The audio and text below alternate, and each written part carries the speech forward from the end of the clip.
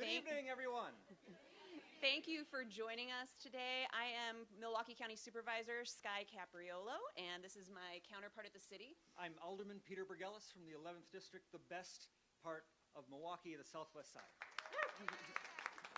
Well, District 15 also encompasses this, so we need a round of applause for District 15 too, in the county. I'm familiar with District 15. You are. Yes, I believe I took your job. Oh my goodness, are we just going to keep the banter going? We can keep the banter going, but I think people are here to really get more information than just bad jokes from us. Yes, and they will be bad jokes. We come to you today in a spirit of being on common ground, of safety. We would like this to be a safe space. We want people to be able to ask questions that are gnawing at them and get answers that hopefully educate and help you leave this space being able to educate others. We've assembled some great community leaders here, both elected and in law enforcement and fire and civic organizations, so please take advantage of that. Just real quickly, before we begin and let our colleagues also say hello, we're going to do this in two chunks today. So we will do law enforcement and fire department will speak first. And when they're done speaking, we will open it up for questions and answers. I am perfectly fine bringing a microphone out to people. If people want to come up to the stands to speak, they can do that. If someone has a question that they're not comfortable asking but they want me to, we did have cards outside that you could write them down and hand it to me. Then we're going to go into more of our civil liberties, civil rights discussion with another group of people, and we will end with another Q&A. And some of our police will be staying to answer questions until the end as well. So, but we do have several of our high-ranking officials need to exit sooner than later, so we want to get them going, and our wonderful fire representative also needs to leave early too. So with that, I would like to turn it over to our colleagues to come and say hello. Thank you so much, Sky. I was using your script here. My name is Peter Bergelis. I'm from the southwest side of Milwaukee. I'm an alderman that represents the 11th District. But here, this is a community discussion that doesn't have boundaries. And I want to acknowledge my colleagues that put a lot of time and effort into supporting this neighborhood event and for tonight, but also put a lot of effort into continuing this discussion inside and outside of City Hall, inside and outside of the county courthouse. So with us today, before we get into that, just some housekeeping updates. The exit is available, emergency exit is to your left and to your right. If something happens, if you need a glass of water, there's water in the back of the room. If you need to find a restroom, back to the rotunda behind the flags on the left side. Thank you so much to Alverno for allowing us to hold this community meeting here. We have a couple empty chairs today, and that's okay, but we have room for everyone. This is an important topic that a lot of constituents have reached out to me that are concerned about what the city can and can't do, what the city will and won't do, what the county can and can't do. We're here to answer all of your questions, all of your concerns. If we don't have an answer available today from these experts, we'll find that answer and get that back to you. Thank you to Alverno. I also want to recognize in the audience we have County Supervisor Ann O'Connor, who's joined us from the north side of Milwaukee County. And our own Southwest Side State Senator Tim Carpenter is here as well. Thank you, Tim. We'll start with Alderperson Jocasta Zamaripa with some brief words of introduction. Jocasta. Thank you, Alderman Bergelis. And thank you all for being here today with us. I'm Alderperson Jocasta Zamaripa. And I first want to start by letting folks know that this is a bilingual English-Spanish meeting today. So, bienvenidos hoy, gracias al concejal Bergelis. Yo soy la concejala Jocasta Zamaripa y quiero empezar con la oportunidad. Tenemos una persona que pueda traducir en español hoy. Hay gente que nomás habla en español que quieren ayuda con traducción. Is there anybody here who... Okay, you've got... Okay, so that's Joanna Ortiz, who just stood up here from the city of Milwaukee. Thank you, Joanna, for being here to interpret today. And it looks like we do have some folks you're going to be interpreting for? Okay.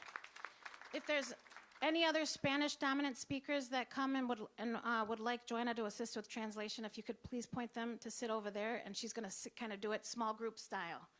All right, so si hay gente que prefieren español, si vayan allá a sentar cerca a Joanna, ella va a ayudarte. Gracias. All right, so I am one of the alders for the city of Milwaukee representing the near south side. I represent one of the newest neighborhoods in the district, which is part of the Jackson Park neighborhood. I'm so honored to share now with Alderman Burgelis. And I also represent many other neighborhoods on the near south side, such as Silver City, Layton Park, Burnham Park, Muskego Way, Clark Square, where I was born and raised. So es una honra para mí representar estos vecindarios en el lado sur de la ciudad, como Jackson Park, Silver City, Layton Park, Burnham Park, y Clark Square. So thank you for being here today as we talk about how there's safety in numbers and we help to keep each other safe and our neighbors safe, no matter their immigration status. Otra vez, gracias por venir hoy para hablar sobre cómo podemos proteger nosotros y nuestros vecinos durante estos tiempos tan difíciles para nuestra comunidad. And with that, I know we have many other wonderful leaders here from the city and the county, and I'll pass the mic to Alderman Burgelis to introduce them. Gracias. Thank you, Joe Casta. Thank you, Joe Casta. I also want to recognize another former colleague of mine, another county supervisor, has joined us. Supervisor Sheldon Wasserman is here as well, also from the east side. Welcome to the west side, Supervisor. Next up for a welcome or an introduction, please welcome my former colleague, Supervisor Juan Miguel Martinez. Hello, thank you very much. My name is Juan Miguel Martinez. I am the county supervisor for the 12th district. Yo me llamo Juan Miguel Martinez. Soy el supervisor del condado de Distrito 12.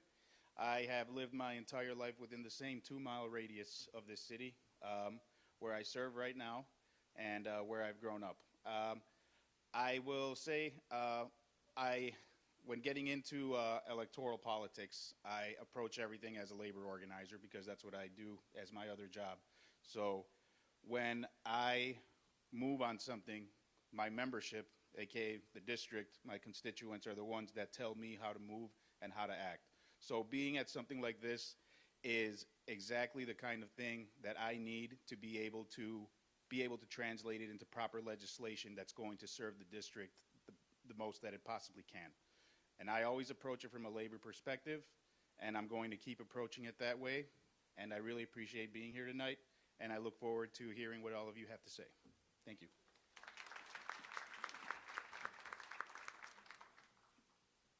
No other electeds have entered the room, so I'll continue right away to Supervisor Caroline Gomez-Tom. Hello, everyone. I'm Caroline Gomez-Tom. I represent District 14 at Milwaukee County, which is the near south side. And I'm just thankful for every single one of you in the room today. We know we have seen some really challenging things over the last year or so, and this event is really an opportunity for us to learn together on how we can keep our community safe, because that is true. We all keep each other safe.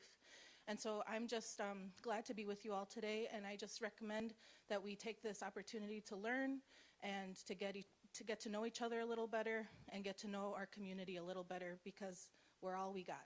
So thank you. Thank you, Supervisor, and thank you all for coming tonight. This is an inconvenience to come and make a departure from your regular routines and from your families and from dinner to join us, but the nourishment you'll get in information tonight hopefully will make up for it. Again, we will start our program with law enforcement representatives and then move on to questions and answers after the fire department, Lieutenant Carlos Velasquez Sanchez, Sheriff Danita Ball, and Chief Norman give their introductory remarks. We're going to keep their remarks fairly brief. We have a couple slides, follow along. If you want to access the city and county resources, the QR codes are up on the screens now. Use your phone and get to those websites right away. But first, let's start with the fire department. Lieutenant Carlos Velasquez represents the Public Information Office for the Milwaukee Fire. Welcome, Lieutenant.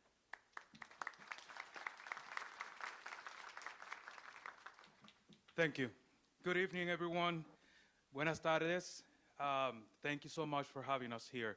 On behalf of Chief Lipsky and myself, we want to say thank you to City Hall and the council members for allowing us to be here. I am going to be very brief, and basically all we want to say to our residents in Milwaukee is that the Milwaukee Fire Department will continue providing the service that we have offered our residents for the last 150 years. We're going to continue regardless of where they live, their status, or anything. We do not care. Personally, we do not care about anything of that nature. If you call 911 and you need for us to assist or provide any help or assistance, we're going to be there and we're going to help you in any way that we can, and just like we have done in the past. So please understand that there's no need to fear if you see a firefighter or a company coming to your residence after calling 911. We're there just to help. Queremos dejarles saber a las personas que están aquí presentes, primero que nada, de parte del Chief Lipsky y de mi parte, queremos darle gracias a la alcaldía y a los miembros del concilio por permitirnos estar aquí esta tarde, y queremos dejarles saber a los residentes que el Departamento de Bomberos de Milwaukee, su departamento, va a continuar ofreciendo el servicio que nosotros le hemos estado ofreciendo por los últimos 150 años, sin importarnos en qué situación están con su residencia o importarnos nada en esos aspectos.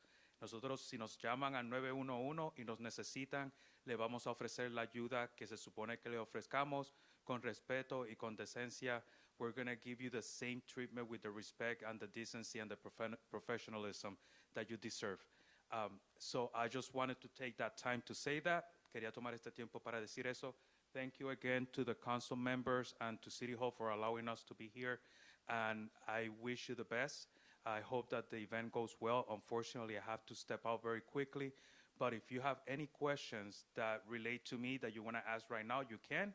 Otherwise, you can connect with your council member, and they have a way to connect with me. I'm very good answering emails and answering phone calls. So you can connect to me that way. Si tienen alguna pregunta que quieran hacerme ahora, lo pueden hacer. Si no, muchas gracias al concilio y a la alcaldía por permitirme estar aquí esta tarde. Y si piensan en una pregunta más luego y quieren comunicarse conmigo, pueden preguntarle a su miembro del concilio. Ellos tienen la forma de comunicarse conmigo y me pueden enviar email o llamar, y yo les puedo contestar la llamada o contestar el email. Any questions? ¿Alguna pregunta? Okay, thank you so much and have a great day. Thank you, Lieutenant. Thank you, Lieutenant. If you are observant, you notice that the fire department was not on the original flyer. Chief Lipsky was a little offended this morning that we did not include the fire department and asked for a last-minute addition. We're certainly happy to accommodate. And thank you to the fire department for caring enough to add themselves to the agenda tonight.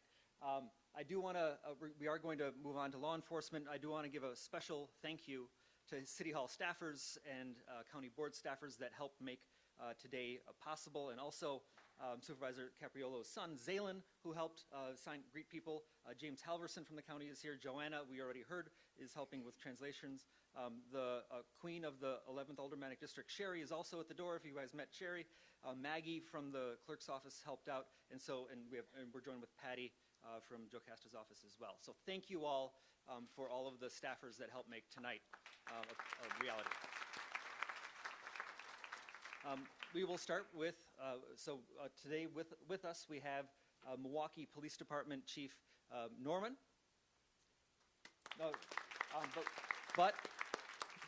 And then also, we will start off with Sheriff Ball. Sheriff Ball is taller. Sheriff Ball is taller, so she gets to go first. Good afternoon, good evening, everyone. Thank you for the opportunity to be here today to be on this panel. As you know, Milwaukee County, we are here to protect everyone, regardless of status, regardless of occupation, regardless of what you believe is, what your belief is. And so we do believe in the right for you to express your opinion. We do have a PowerPoint here. Inspector Doug Houghton is going to do the PowerPoint. I'm not sure at what point you want us to do that. Would it be during this time? Okay. And so do want to say today is his birthday, so I am happy that he is here today. And I'll be leaving early because it's my husband's birthday as well. So Happy birthday. That's the only way she remembers, because it's her husband's birthday too, by the way. Good evening. I'm Inspector Doug Holton. I oversee our Patrol and Airport Bureau Division. We're going to go over a couple slides here. The reason that we want to go over this is so you all know what our policies and procedures are. Everything that I'm going to go over is all available to you on our website. All of our policies and procedures are on our website, mkesheriff.org. Everything from what we'll talk about here, our immigration policy, as well as our First Amendment Assemblies policy, to if you want to know what our seatbelt policy is. Everything is online, so I will make sure I repeat that a bunch of times because all of it available for you all to read. These aren't just things that we came up with in the last couple hours. These are policies. All these policies are around the framework of federal law, state law, and then local ordinances, and then our own best practices in law enforcement. Do you have a clip? Yeah. Sure.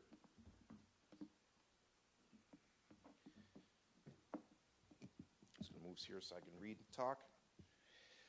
Peaceful protest is a protected right? It's your First Amendment right. You have the right to gather, march, demonstrate, and express your views in public spaces such as sidewalks, parks, and plazas, as long as the activity remains peaceful and does not violate the law. We do not get in the way of that. Permits are not always required. However, some small assemblies, most small assemblies do not require a permit. However, if you're going to have large events with large groups of people, amplified sound, and anything that might significantly affect traffic, it would be in best practice to get a permit for that. Now, we have nothing to do with the permitting process in Milwaukee County. That's all done by the Parks Department. They're the ones that take in the applications and say yay or nay. They rarely contact us about if we approve, we don't approve or disapprove permits. They issue the permits. Law enforcement's role is public safety, not suppression of speech. Our responsibility is to maintain safety and order while respecting your First Amendment rights. We will not take action or fail to take action based on opinions being expressed. We are neutral. What you're expressing, your opinions, completely up to you. We have no say in that, nor do we determine our action or inaction based on your views. If we do decide, or we believe that based on law, and this is again from state statute, that an assembly is becoming unlawful, our first step is to typically meet with the group leaders. We usually have a lot of good communications with them even prior to the events. We will talk to them. We will say, hey, this is what we see going on. It's becoming unlawful. We will ask them to ask the group to disperse peacefully. We'll give a certain reasonable amount of time to allow that dispersal to happen. If that doesn't happen, again, based on state statute, we can then order an unlawful assembly and begin clear announcing to the group that based on this statute, you must disperse. Those orders have to be loud and clear, and we have to give you a certain amount of time, a reasonable amount of time to disperse. Any use of force by the Milwaukee County Sheriff's Office must be reasonable, necessary, and proportionate to the situation.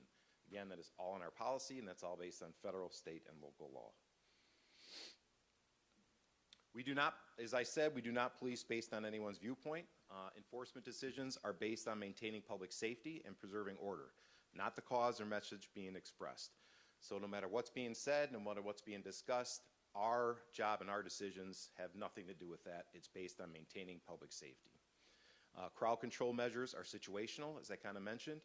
Enforcement action is only used when necessary to address safety risk, unlawful behavior, or emergencies. Journalists and legal observers are recognized. Members of the press and legal observers have every right to be there to document events as long as they're within some reasonable safety restrictions, so we don't want anyone getting hurt, including themselves. On to our immigration policy.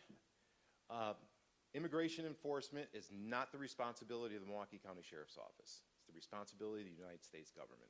The Sheriff's Office does not stop, question, or detain individuals solely to determine immigration status. We don't do that. It is very specific in our policies, which again are online if you want to review and read that policy.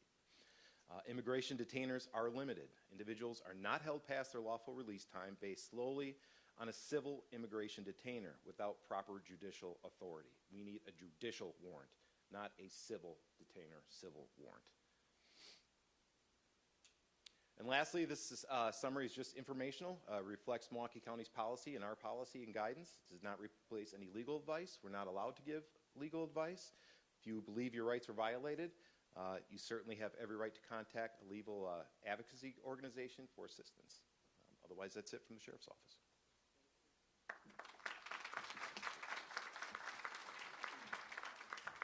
Thank you very much, Inspector. And now, the moment we've all been waiting for, Chief Norman. Welcome, Chief.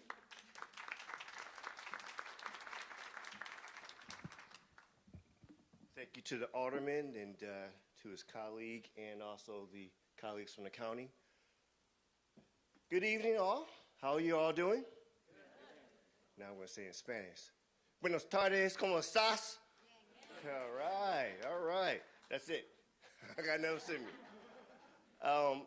Just again, saying thank you to you all for allowing us to come and address you all. I know this is an important topic in many parts of our community, and it's important for us to address concerns, be able to have the ability to be questioned, but also to, again, re-emphasize our stance on our point.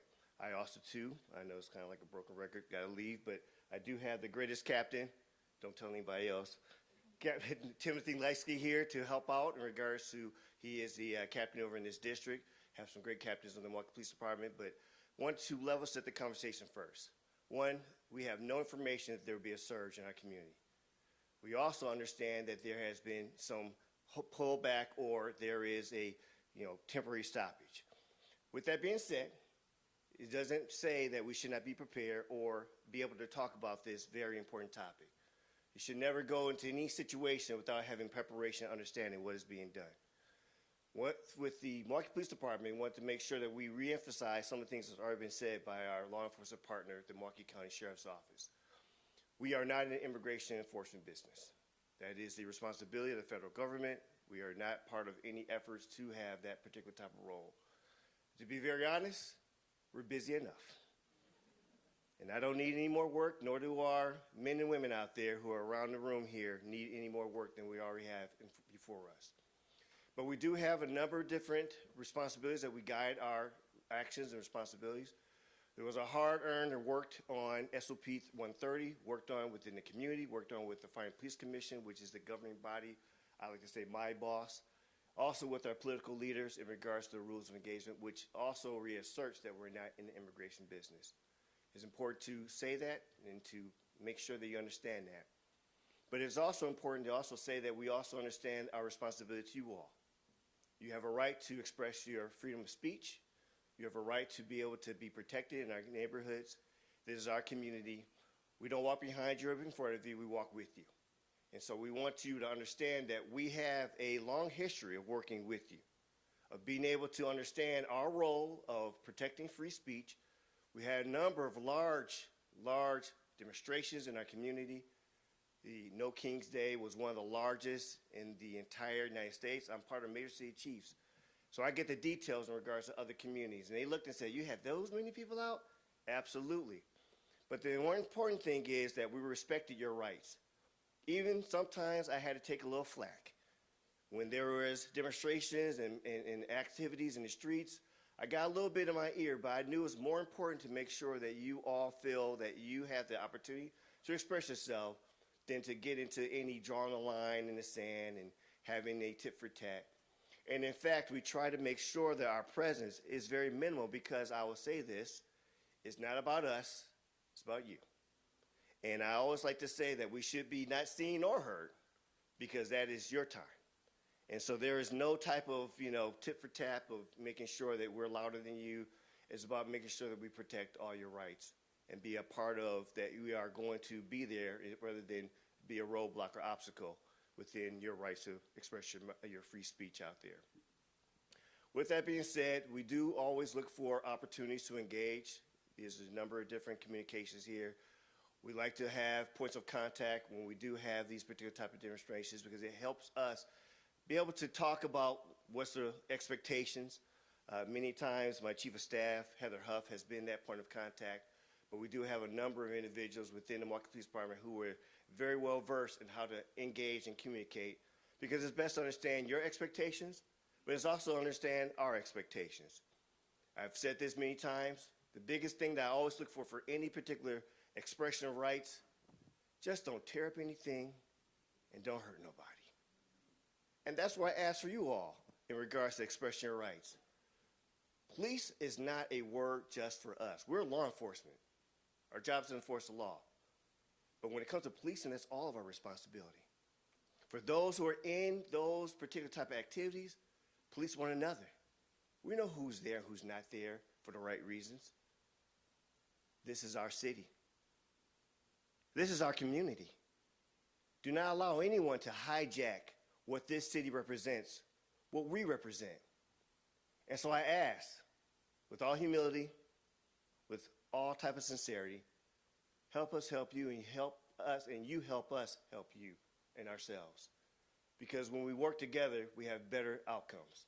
Thank you. Thank you very much. Thank you to all of our law enforcement and our fire department representative who had to leave. Thank you for being here. I know it's a big ask to come and talk to all these people. This is a time we'd like to open up now for question and answers. So if you have a question and you would like to ask it, you can come up to a mic. We are going to keep it at 2 minutes. If you're going to come up and make a statement, it's got to be less than 2 minutes, and we have an alarm and we'll cut you off. If it's a question, go ahead. I do have a question as well, so I'll wait until there's a lull, but go ahead. Here, you could probably do that.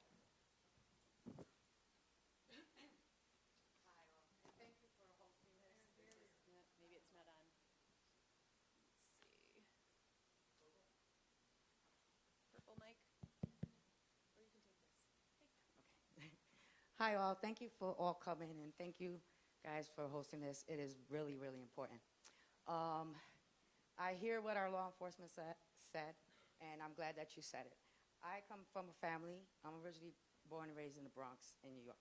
Come from a family background, military and law enforcement. With that being said, I appreciate what you said that you don't deal with immigration policies. But in this moment, I want to know, where do you stand when it comes to what we've seen like out in Minneapolis, ICE, CBP, literally killing and executing American citizens. When you see that type of violation, constitutional violation, where do you stand on that? Because I want to know, as a citizen, as an American, are you really there to protect us from what we are seeing? And I call it domestic terrorism, because the fact that no authority figure in America wears masks and are unidentified. And now we see witnessing unaccountable. So that's very important for me to understand. Where do you stand on that?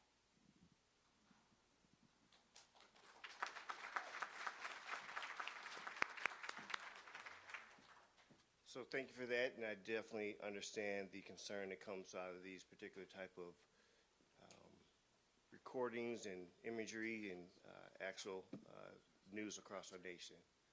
So first of all, I stand for humanity. I believe in the sanctity of humanity. I believe in accountability. I know the chief there, highly frustrated.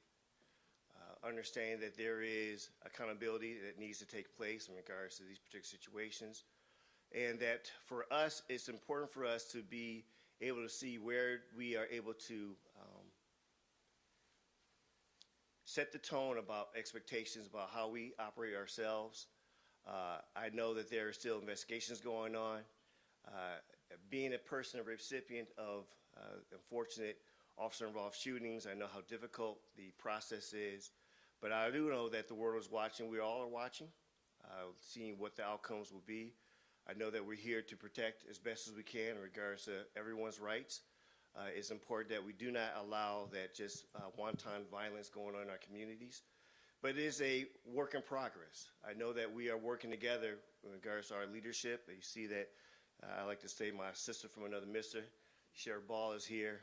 I know that our city leadership is committed to have conversations about what the plans, because we're not just sitting and waiting, we are planning to make sure that we have the appropriate response. And how do we respond, but respond together. These are unprecedented times. I wish I said I had all the answers. I don't. I know that there is a lot of different expectations. We'll try and navigate and live up to those expectations. And sometimes we might not, depending on what is being asked. I know that it is important for us to know that we'll be there to have these conversations, to call out when it's wrong, it was wrong.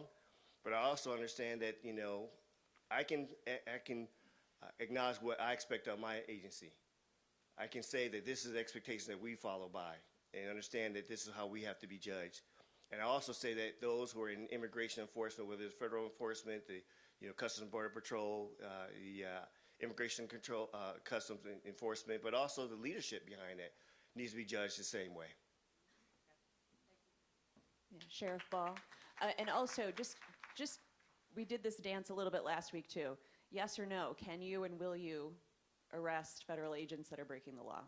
That's a great question, and that is what the conversation that we've had with our city and our county and our state leaders, so that we would know up front, what we can and we cannot do. And no one has given us an answer as to, under these circumstances, you can arrest another law enforcement agency. We've had conversations with the district attorney. I've had conversations with the attorney general, asking those same questions, because we've seen what has happened throughout the country. And we've also seen that no one in California, no one in Minneapolis, and no one in Chicago and other places did arrest a federal agency. And so that's what Chief Norman was saying, that we're in unprecedented times. And unfortunately, we have members on our agency that do have body-worn cameras. And all of you have cameras. And we're asking that you document that information. And when I talked to the Attorney General, he said, make sure that we document that information so that we can forward that information so that an independent investigation can be done. But I know you want us to say, yes, under these circumstances, we will arrest law enforcement. I would love to be able to say that, but we can't say that because, we were not given, and they've been working with people across the country, their counterparts as well, and no one has unfortunately come up with a good answer as it relates to that. And we don't wear our faces covered. You see us out. We've been at several of these incidents, and so you see what we look like. We don't hide our faces, and we will still continue to be that guiding force and document. And when we can intervene, we would definitely do that. But to say that we're going to, unfortunately, arrest another law enforcement agency, no one has given us those conditions in which we can do that. So, thank you very much. When you step up to the mic, please give us your name, and yes, round of applause for an honest answer. When you step up to the mic, give us your name and what neighborhood you're from, too. Thank you. Sure. My name is Paul Erickson, live on 47th and Oklahoma. And question is similar to that, but perhaps a little bit more granular. I know a lot of folks up in the Twin Cities been watching closely what's been happening there. We've observed immigration enforcement officers doing a lot of property damage, smashing cars, smashing windows, breaking into doors, and then walking away and having no accountability for that. So not just can you arrest an immigration enforcement, can we file a report for property damage and for other damages that are done by officers? We may not be able to prevent it, but can we get compensation or at least some justice for that? So that's not an easy answer, too. When our officers mess up, whether it's Sheriff Department or Milwaukee Police Department, where do you go? You go to the department. You don't go to the sheriff department and talk about what Milwaukee Police Officers does. And so when we talk about there is so many different ways to document and there is accountability, I mean, we all know I'm a lawyer. Having the ability to have evidence is the most important aspect when you talk about this. But trying to put this all on law enforcement, I just say that it's not as easy as an answer in regards to these type of situations, because the accountability is still there. Whether it might not be there right at that moment, there is time. And time is a best friend when it comes to dealing with these uncertain times to see what's going to be the outcomes. This is not over yet. This is not something that's going to be done the next day. But what I can say is that as much as we can help, we will. We will have body-worn cameras out there. We will be around. We will be out there. But to say that there is enforcement, I cannot talk about what I can say to a immigration enforcement, because it's not all ICE. You got Bureau of Federal Prison out there. You have IRS. This is not as simple as just, oh, we just saw them doing this type of stuff. So there's a lot of cooperation that we need as a community in regards to the details is important, in ensuring that there is, again, memorialize those moments, however that we can assist in that. But to take on and say that you can file a report with us may be the most inappropriate thing for us, because it might not be the appropriate venue. And we were still, just like Sheriff Boss said, working with our city attorney, district attorney, and the attorney general. The attorney general is possibly talking over to the attorney general over in Minnesota. I mean, we've been talking from law enforcement to law enforcement, but there is jurisdictional issues. And the thing that we have to always understand, and this is something coming from my viewpoint of dealing with major investigations, there is a lot of things that needs to be taken care of in regards to looking at all the interviews and talking before we can make a decision. I know we see a lot of things, but the unfortunate thing is that there's a lot of different videos and interviews and whatnot. So I just ask that, as we trying to work through all this, being patient as we're trying to talk to our partners about how to best deal with this, because if officers are working under the color of the law, there's a lot of leeway in regards to those particular type of activities. So I know it's not the direct answer that you want, but definitely we're trying to work this out as best as we can and give you options, as us also provide our own options in regards to these particular type of situations. Sounds like document, document, document, and then be ready for the long game. Sheriff Ball. And if I can just add, we're being told that the rules of engagement for some of these federal agencies are different from what you expect from us. If we did that, it would be a violation of your rights. I'll tell you one thing, the Constitution is still alive and well, and so you can still, sue people for violating your civil rights, and I would suggest that you document that and make sure that you report it to the appropriate people. But I still believe in justice. It might not happen right now, but I believe it will happen. So, thank you very much. Next question. Yes, my name is Chris Lennon, and I'm from River West. And my question is along the same lines of this. Is it a reasonable expectation for the Wisconsin citizens to expect the city, county, and state law enforcement to intervene if federal, DHS, ICE, or Border Control agents are violating Acts 75?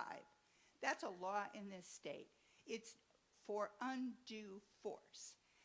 And you say that you have to get permission, that you're talking to your district attorneys, but we have laws in this state that you have to follow. You can't use undue force on a citizen. I'm asking why we can't uphold our Wisconsin laws, regardless who comes in our state.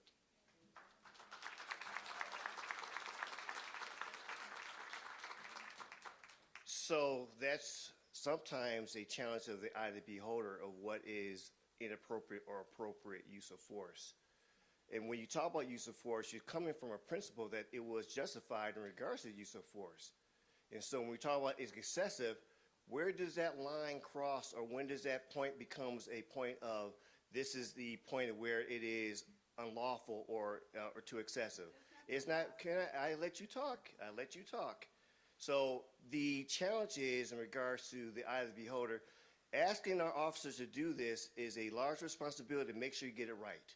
Because if you are obstructing federal enforcement, we are not above the law either. No one's above the law. I've said this many times. Even I can be arrested. But I always say this, if you're going to enforce something on me or anybody else, you better know what you're doing. Because if you don't, now you're asking, that's the first point, you're asking someone to interrupt another person's exercise of their supposedly, sovereign rights in regards to the enforcement. But the next thing is, so what happens when they don't want to cooperate?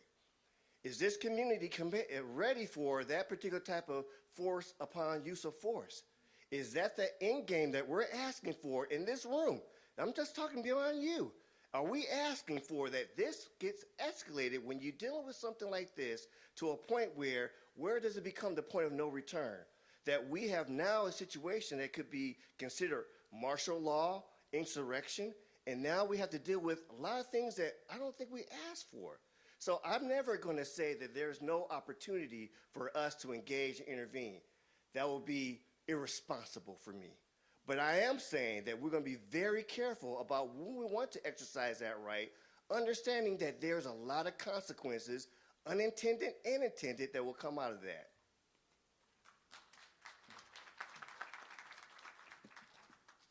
Hi, my name is Catherine Valentine, and I live in Lincoln Village behind the Basilica. And I'm wondering that if we would have a surge of ICE and other federal agencies in our community, would the Milwaukee Police Department collaborate with them, or would you not? Would you refuse to collaborate with them? As an example, if there would be a surge of officials, federal officials, and they would say, we're going to South 16th Street by El Rey, and we need MPD to block off South 16th Street between National and Greenfield. Would MPD collaborate and assist these agencies, or would you refuse?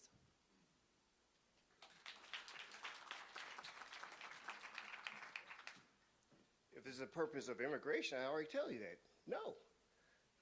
I said that we don't do immigration enforcement. I don't know how many times. I mean, this is something that's in our policy. If you're doing immigration enforcement, that is not our duty. That's not our responsibility. We have enough work on our hands. But we do have to keep the peace. We do have to make sure that just as we cannot allow our federal officers to be hurt either. So it's going to be a fine line in regards to how do we navigate this in regards to the not letting just things go chaotic in regards to our city. I mean, we cannot have our anger overboil to the point where now everything's getting destroyed.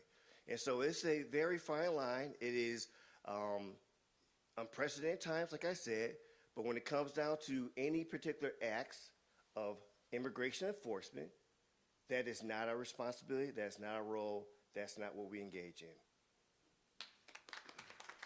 We have just a couple more minutes with our law enforcement agencies, so it looks like we've got a question here and a question there. Maybe one more if we can keep them quick. Thank you. Do I still have 2 minutes? Yes. Okay. My name's Samir. I'm from Milwaukee's East Side. So, yeah, obviously it's understood that the police's role is not immigration enforcement, and obviously people should be documenting ICE activity. But the burning questions are obviously about, like, what will the police do to intervene in ICE's violent and unlawful behavior? And all of that is incredibly well documented in Minnesota, where my understanding is that the ICE agents who murdered Alex Preddy and Renee Good have not been detained. And clearly ICE is an agency which does not hold its own agents accountable and gives them a free license for this kind of behavior. And this is why people are looking for the police to do something about it. So my question is, will Milwaukee law enforcement's approach to handling ICE be any different from what we've seen in the Twin Cities, where local politicians talked about police protecting people from ICE agents? That isn't really what we saw play out, and in general, the police's role was to prevent protesters from intervening in ISIS raids and activities. Yeah, that's all.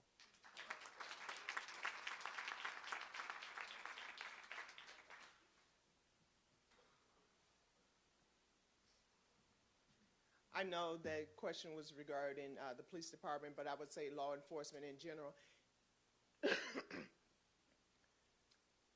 We don't know what we would do when we get in those situations. It's easy to say, yes, we would do X, Y, and Z, but until you're in those situations, you don't know.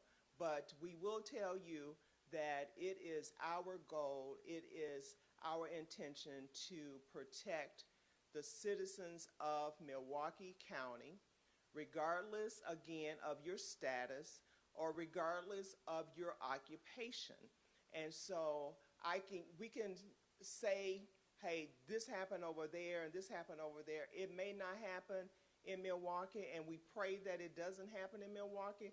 We are prepared that it does, but to say, we will take everything on a case-by-case basis, to be honest with you.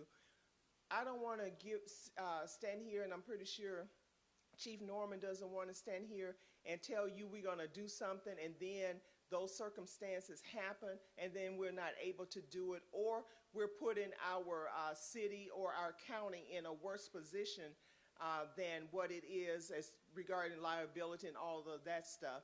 And so I don't want to give you false hope, but please know that we will look at everything on a case-by-case basis.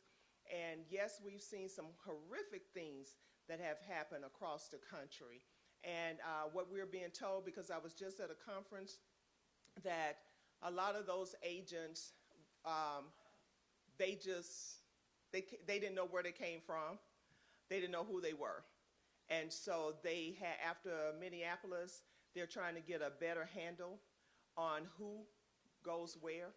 And so I'm hopeful that, if a surge were to happen here, that we would not have those same cases where we've seen 2 people getting killed.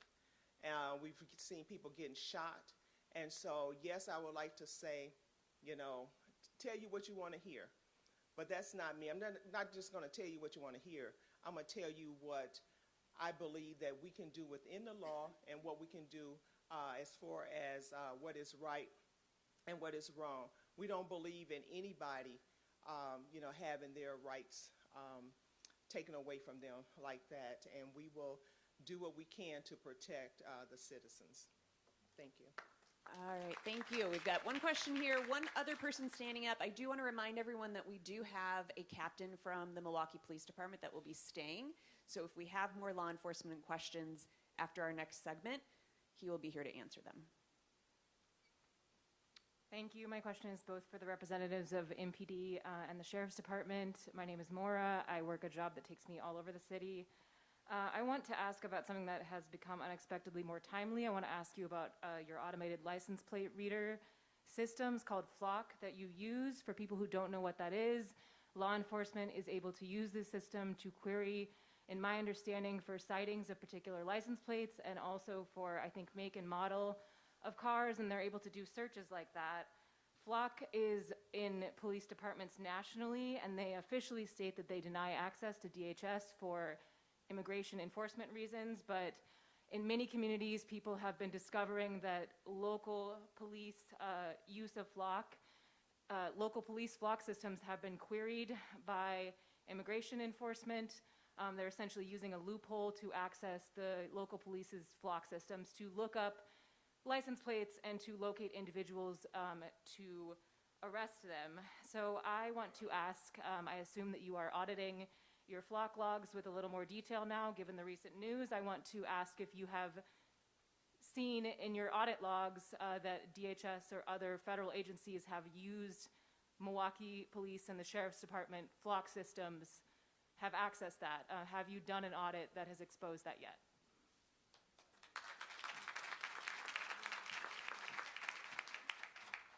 So first of all, to our understanding, there's no access for any federal partners to our ALPers. Again, we still have to make sure and look and do another round of searches or whatnot, but for the purpose of access, there's no access been granted. And this is a thing in regards to some of our technology, even though this is kind of getting a little bit off of the topic of what we're talking about here. We're a large agency. I admit that. And one of the things I always say about technology, especially being a large agency, I can never guarantee someone will do something wrong with our technology. I can't do that. But what I can guarantee is come to the crossroads of mess around and you find out. Accountability is real. And that is where the rubber meets the road. Don't listen to someone who can tell you guarantees. Again, I'm an attorney. If someone says you got a slam dunk case, run out of the office. Because you never know all the ins and outs of something. But as we talk about Flock, I can tell you this. Immediate consequences came into play. Because that's the type of leadership I bring to the table. I can't give you all the answers that basically is going to help this conversation be a little bit better. But what I can guarantee is I'll be with you there to talk to you about this, to talk about what can we do together. That's leadership. That's honesty. To say anything different is disrespecting you all. And so while we deal with some of these challenges here, please understand that we're coming from a good place of how we're operating this. But we're willing to learn and be better because we don't have all the answers. I wish I was Dalai Lama on the top of a mountaintop, looking down and saying, come to me with all your questions. But I'm human, I have shortcomings, and I'll be honest in regards to saying, please help me. Please help me. And how can we do this together? All right, I promised that our birthday people would be exiting soon. So Sheriff Ball, if you want to respond, we've got one woman standing up, and then we're going to have to hold yours. We'll see. Let's see what time it is when we get it to you. So to answer your question, we have not granted access to any federal agency, and we have not seen through an audit that anyone has illegally tapped into our flock cameras to, get the information that you stated. We do believe, as Chief Norman stated, in accountability and in being transparent. And so when we find those things, we will let you know. And so we will hold them accountable. But to answer your question, no. Ma'am.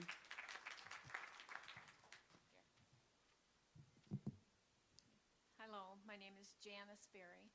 I live in Wauwatosa in the Blue Mountain Heights area.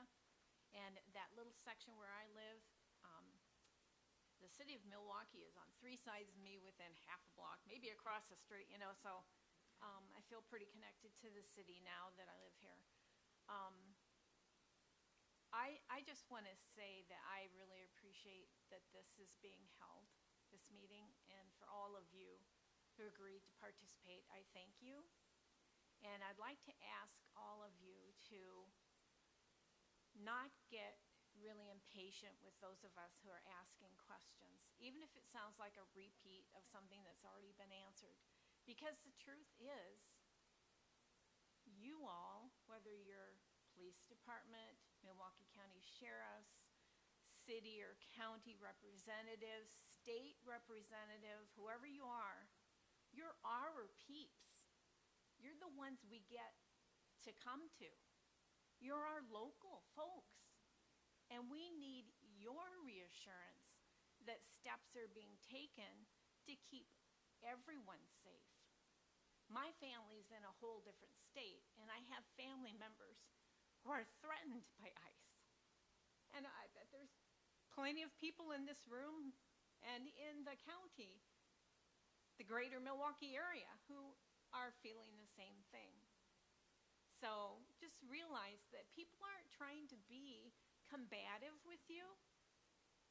We're frightened. We're worried for our family, our friends, and our neighbors, our coworkers.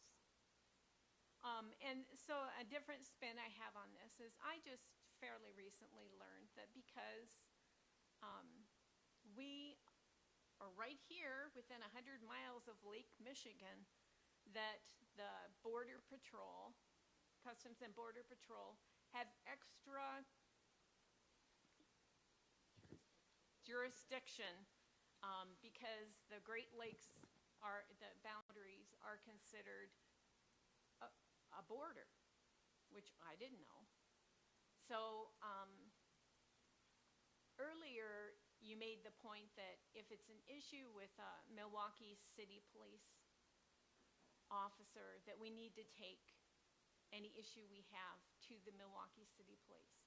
If it's to do with the county sheriffs, we would take it to the county sheriff's department. So do any of you have any information of if we have concerns that were raised earlier about maybe it's ICE or DHS? I mean, God knows you can't tell on the damn news by the pictures. Who the heck is breaking windows and hauling people out of their cars by the hair? Or spraying pepper spray into a car with children and infants. But do you have information on who the local people are that we can then go to that ICE person and we can go to and say, this happened, this date, here's my video or whatever, and try and get some answers? Because it's scary. Thank you.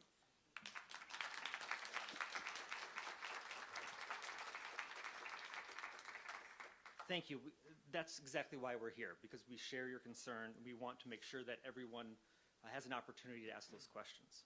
I will say that the person who prosecutes any felony or any criminal action in Milwaukee County is our district attorney. And our district attorney has been very transparent that that they also have investigators that aren't Sheriff's Department, that aren't MPD, that aren't Wauwatosa Police.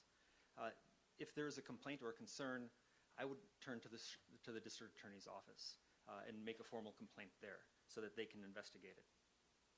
I would also add that if you see someone breaking a window and taking someone out of the car, you call 911 regardless if you know who it is or not, because you don't know who it is. So, and maybe the sheriff or the chief would like to say don't do that, but I think if you're seeing violence and you don't know who it is, you need to be safe. Rather safe than sorry. A couple things. If I come off, short or tempered, I apologize. I'm human enough to know. Definitely, we're all a little bit stressed. I know that sometimes we have badges on and collars that we don't have, the feelings, but we do. And I'm just trying to navigate this as best as possible. And I do apologize if that was me in reference to all this. In regards to identification for the purposes of that there is, something going on, we still want you to call and we will respond. I've directed my officers and a sergeant to go because it is a very sensitive type of situation. And I know that at the very least can identify and understand who this is. But it is a challenge in regards, I've heard from feedback from other cities that there has been little or sometimes no cooperation, but we'll work and try and work through all this. I just don't want to compound it with just putting, again, officers against officers. I really don't feel that that's going to play out well. I'm just being honest. And this is one thing that I just want us to understand. Is there other ways that we can do, especially when we talk about having peace, that's not going to be peaceful. And so I just want to make sure that we understand these conversations here, but we are trying to lean into this and be responsive and be there because that is our responsibility. And we do take it seriously. Thank you. All right, I'm 1 minute over the time I guaranteed you guys would be gone. So, Sheriff Ball, do you want to respond or do you want one last question?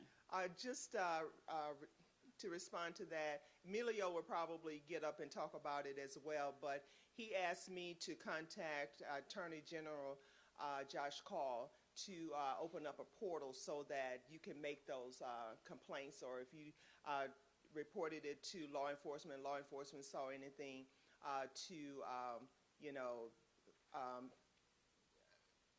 make those complaints right away. You can just, dump the information in there and then they will take a look at it. And so we know that the work is being done. It is a concern. And so I'm pretty sure during his presentation, he will talk to you about. I have reached out to Josh Call and asked him to do that as well on behalf of the conversation that I had with Emilio. So we do take your concerns very seriously, and we do want to do what we can to make sure that if something happens, the information gets to the appropriate person. So thank you. All right, I'm guaranteeing that this is a very Oh, short question. Yeah, it is. Would you advise someone who's not a certified legal observer to get out their camera and start filming? Yes? Good. That's all I needed to know. Yes, 'Cause I'm just gonna do making it then. sure that, having a distance and just being careful in regards to, don't want to be accused that you're obstructing or getting in their way. But yes, that's okay. Thank you, sir. Thank you so much. If we can give a round of applause to all the people from law enforcement that have been here today to talk with us. We really appreciate it. And we do have a captain from Milwaukee Police that is going to stay. I have a question about what is a legal observer, how do you become one, those kind of things, so maybe he can help us with that. Or some of our next speakers can help as well. Peter, do you want to introduce the... Very briefly, before we go there, the flock contract with the City of Milwaukee was in the news a little bit. As a member of the Public Safety Committee, we reviewed that contract, and I will tell you that the city attorney held up the contract because the City of Milwaukee does not have a standard flock agreement. We had changed some language. The city attorney is very protective of the rights and privileges for the City of Milwaukee, and some of the indemnification language that is in the standard flock contract does not apply to us here in Milwaukee. So thank you to the City Attorney's Office for being diligent in protecting the access and rights from the City of Milwaukee. Before we move on, we have Joe Casta and Caroline moving on to the next segment with introductions. I'd want to give a very special thank you and a very special shout out to some quiet people in the back of the room. Our Milwaukee City Channel, Cable 25, is broadcasting this evening's program live on Channel 25. It's also on the city website and will be available on YouTube after this event. So if you missed anything, or if you want to rehash some of the bad jokes I tried to tell, please check out the City Channel YouTube site for that. So very, very big special thank you to Paul and Jamie in the back of the room. Thank you, guys.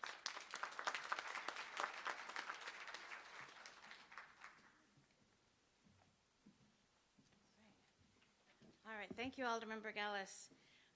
All right, I'm honored to be up here with County Supervisor Gomez Tom, Joe Castas Amaripa, again, one of your alders. I'm hoping we can, first I want to do a quick check-in with my fearless translator over there, Joanna Ortiz. Everything good? Are we going too fast? Okay, very good, thank you. Otra vez, tenemos gente ahí que prefieren español. Si quieres traducción, puedes sentar ahí cerca a Joanna Ortiz, ahí atrás. Thank you. But with that, can I ask everybody to open up their cell phones, and then I'll hand it over to you, Supervisor. But if you'll open up your cell phone camera, and then see, Sky has this awesome QR code up here that I want you to, there we go, there's the city and the camera. Click on, and then you'll open up either the county or the city. You see on the left is the City of Milwaukee link to the Know Your Rights information. And then on the right, I see there's the county Know Your Rights. I'm just going to do it over here because we have a poster here. Oh, of course, it's not doing it for me. So, there we go. Okay. So then hopefully this opens up on your phone so you can see. I clicked the city, of course, because I love the City of Milwaukee. And I'm sure Supervisor Gomez Tom will click the county link. But you'll see there's a vast Know Your Rights section that the council helped to lead on, making sure that we had these resources available to you, working in partnership with many nonprofit organizations that are represented here today, many of whom you'll hear from shortly. And if you look up at the top on the right, there's also a translate option, so you can translate it into whatever language you prefer. And so please, we want to make sure that you share that with your family, with your friends, with your neighbors, because there's really a huge, it's a huge resource, I feel like, for all of us. And just before I hand it over to Supervisor Gomez Tom, wanted to give a shout out as I talk about neighborhood organizations. I see a couple represented in the room that aren't going to present tonight. And I would be remiss to not shout out VIA Community Development Corp. I see the executive director and some of her staff here. VIA's committed, started by the School Sisters of St. Francis, committed to serving the neighbors here on the south side as well as the north side, frankly. So thank you, VIA. I also saw Colleen. Oh, I see some School Sisters of St. Francis here too. Thank you, School Sisters, who founded Alverno College as well as VIA CDC. Thank you so much for being here. I did also see Colleen, the executive director of Cream City South, here in the back representing Lincoln Village and many neighbors on the south side. Thank you so much, Cream City South. Also working tremendously with all of their constituency, again, no matter their immigrant status. So thank you. Those were a couple of orgs that I just felt remiss to not shout out. But with that, I want to hand it over to Supervisor Gomez-Tom. I'll continue some of the shout outs. I see Stacy from Southside Organizing Center. And then I see all my lovely ladies of Mujeres con Poder representing our strong Latina leaders. So thank you all for being here. So the reason that the city and the county wanted to come up with our own sites was that there were a lot of wonderful resources in the community between Milwaukee Turners, Voces de la Frontera, Forward Latino, and we wanted them to be consolidated in one place that could be trusted because you know, that is our role as a government entity. We can put resources together so that folks know that this is a legitimate website. We have the .gov, you know, so it's not a scam, and we will continuously update it. So you can freely go there, feel comfortable with the information that's being given.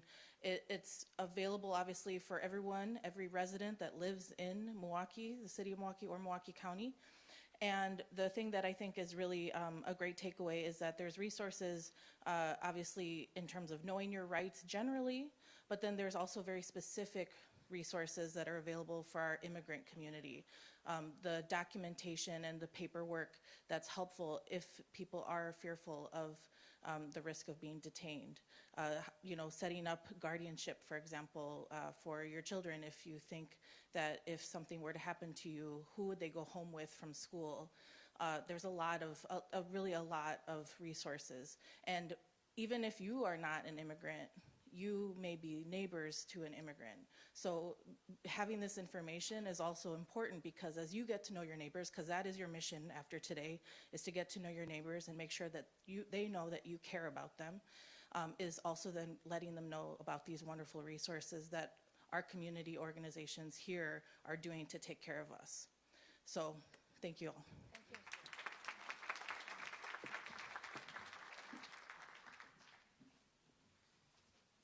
Okay, County Supervisor Juan Miguel Martinez again. I am here solely for the purpose of introducing Emilio de Torre, who was just selected 2026 Power Player of the Year by Milwaukee Business Journal and the Executive Director of Milwaukee Turners at Turner Hall, the oldest civic group in the county. So please welcome the great Emilio de Torre, my good friend.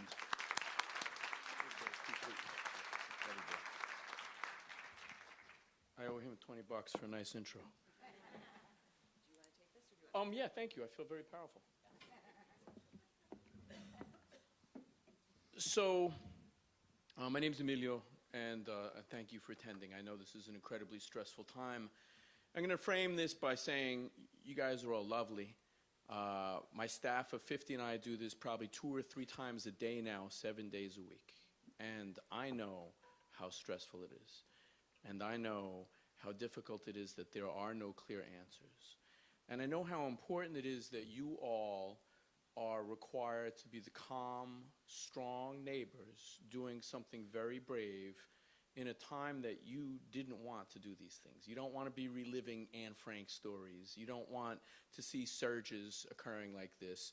You don't want to think that we're in a time where our federal government is acting like the slave catcher patrols of the 1800s, which is exactly what they seem to be doing, right? Except they're wearing discount Kmart fatigues.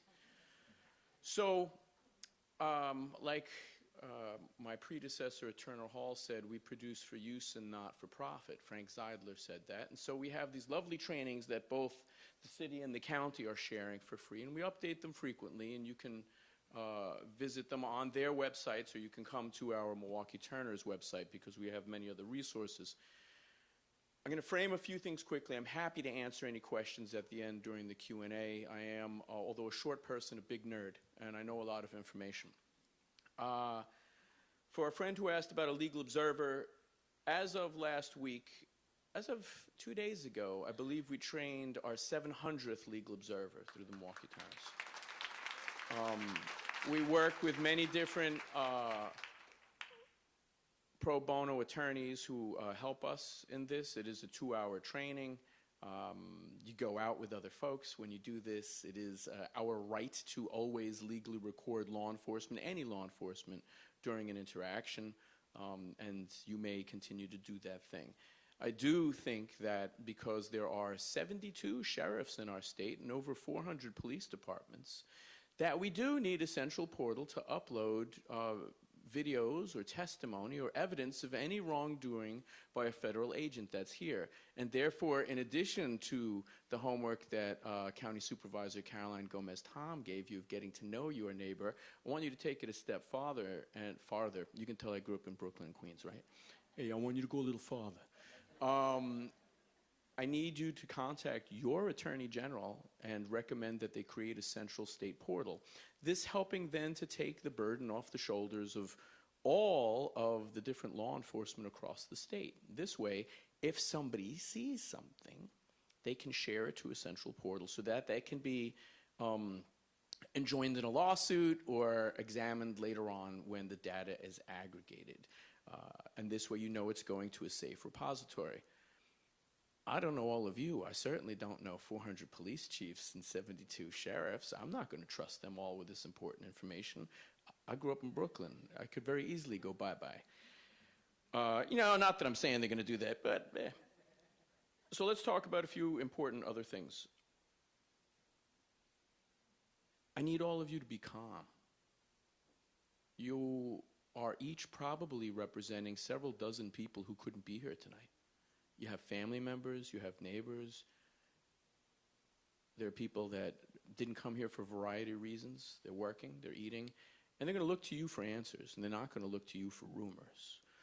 And all the information that we share, we also share in partnership using the number from Voces de la Frontera, who's going to speak a little later on. If you see something, if you hear a rumor, if you're not sure, I saw a car and it had tinted windows, I'm sure it's ICE. Do not post that on social media and freak people out. Call the 1-800 number so that somebody can verify that. Because you're going to essentially scare people into not going to church or court or doing all these things in a way that they're already being terrified.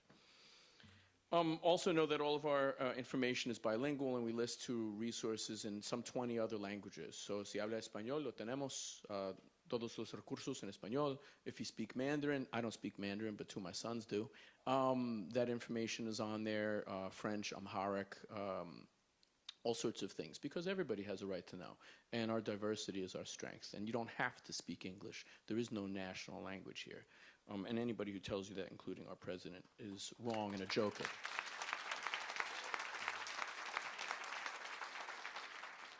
There are also laws to protect you.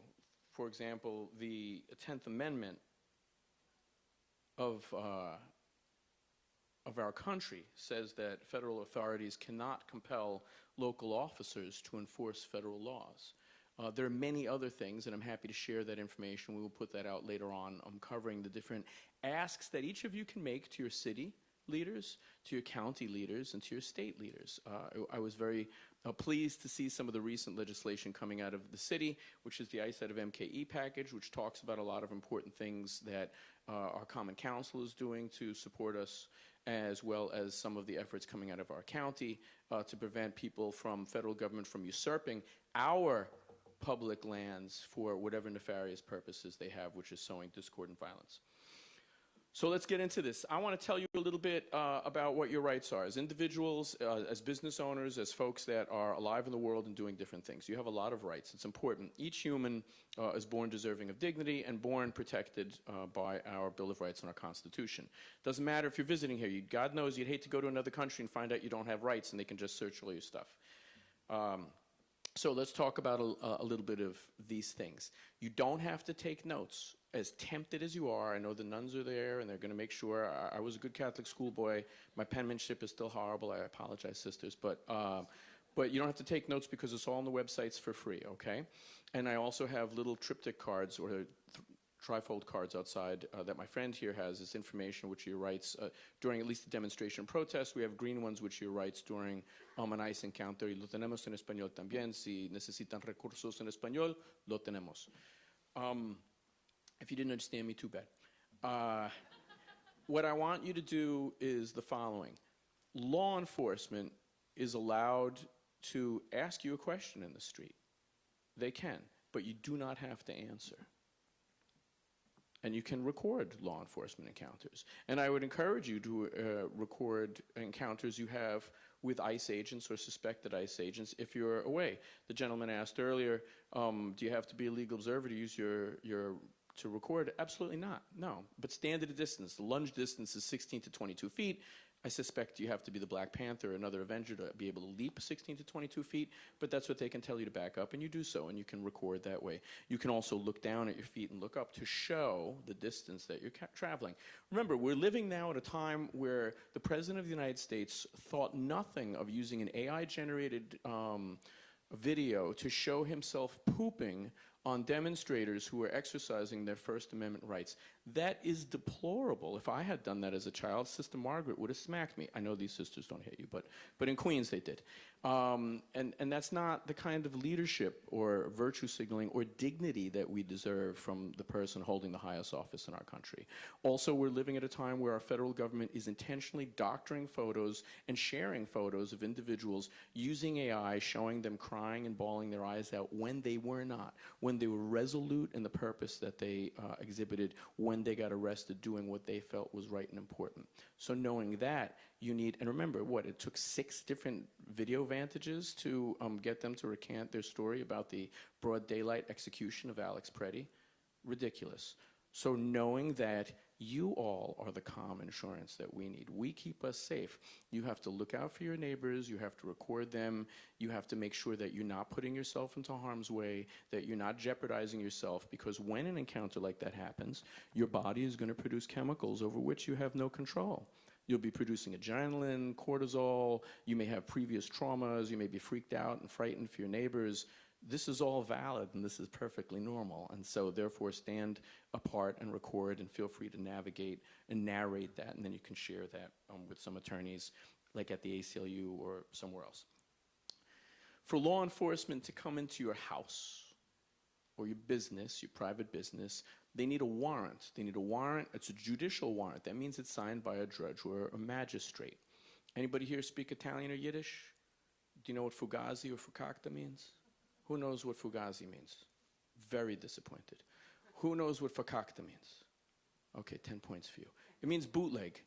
And what they're using is an administrative warrant, meaning that if my friend, can I pick on you? Okay, good. My friend Chris here writes a warrant on behalf of the store she works at. She now works at Staples. And she gives County Supervisor Juan Miguel Martinez permission to go into the Office Depot store to confiscate their secret blueprints for a new stapler. That's nonsense. She doesn't have the authority to do that. And these administrative warrants, which are generally an I-200 form or an I-205 form, are not warrants to do that. However, if you're frightened and you're nervous and your body's making those chemicals I told you about, and then Juan Miguel shows up and he's got 3 guys wearing balaclavas on, holding AR-15s and whatever, you're going to feel like maybe you should let them in. You don't have to. You don't have to talk to them. You don't have to open the door. If they break the law, if they push past you anyway, if they say they have a right to come in and they're not showing you a signed judicial warrant, they're showing you this administrative warrant, do not put your hands on them. Do not shove them. Make sure you're recording. And don't, if you're wearing a suit, reach into your breast pocket like this, like you're going to get your camera. That probably doesn't look good if you have an accent like mine and the officers have seen Goodfellas. What you want to do is say, officer, I'm going to use my camera, or make sure that you have some sort of camera system. Or you ask other people, narrate that. Say in a very loud voice, ICE officers, I do not give you consent to search my personal premises. And if you're a diva like me and you don't mind being loud, great. But if you're a little shy, practice that at home. Freak out your family members. But also, say this in a way, and if you want to add a sentence, if you're in public and you're a little nervous and they're coming over to you, say, I don't give you consent to search my personal premises. Please don't touch me there. And why are you adding that? Because everybody in earshot is going to take out their camera and go, World Star, and begin to record that. And that might be the insurance you need to protect you. And I'm saying this to be humorous, but I'm saying this because I need you to remember this, because I want you to leave that encounter alive, and I want to hold all these people accountable in the future for what they're doing to us and our democracy, and I know you do too. Another important thing, the chief and the sheriff were correct. Document all of this to hold people accountable. If these people are bearing weapons and smashing things, moving up and down, record that and share that later, because you want to leave that situation intact. A couple of other quick things. If you're in a public space, law enforcement, state, federal, county, is allowed to enter that. So they can go into a waiting room, they can go into a library, they can go into a foyer like that. However, you need to carefully mark off places that are private, and for that area, they need a warrant. And you say private, no entry. A private, you need a warrant. Staff only. If you're in a church or a temple or a mosque, you might have areas that are cordoned off for children's education, or it's a staff break room, or whatever you're doing. That needs to be cordoned off. The public areas they can enter. The private areas they cannot enter. This is incredibly important. And I'm giving you a rush for all of these trainings. We do these trainings specifically. I did one yesterday for 45 business owners, actually in your neighborhood. And they're a little more comprehensive, and then you can ask those specific questions about your area. If you run a bar, if you run a restaurant, if you run a private facility, you have a hotel, you do not have to give them service. You can kick them out. If you're looking at individuals coming through and they're pretending to be law enforcement, right? They're wearing, they're tapping into the trust and relationship that we have with our local law enforcement, and they're wearing things that say police or whatever in a way to trick you. They're false flagging. It's stolen valor. If you don't know who they are, call 911 and say, there's 3 armed men outside my business trying to get inside, and let them come and do that. You're not a trained professional in this area. Why should that burden be on your shoulders? Call them and get the trained professionals to come and help navigate that situation for you. That is essential. The last thing you want to do is and get into some sort of terrible, dangerous thing. Another 2 important things you want to do ahead of time. There's a phrase, memento mori. Remember, you're going to die.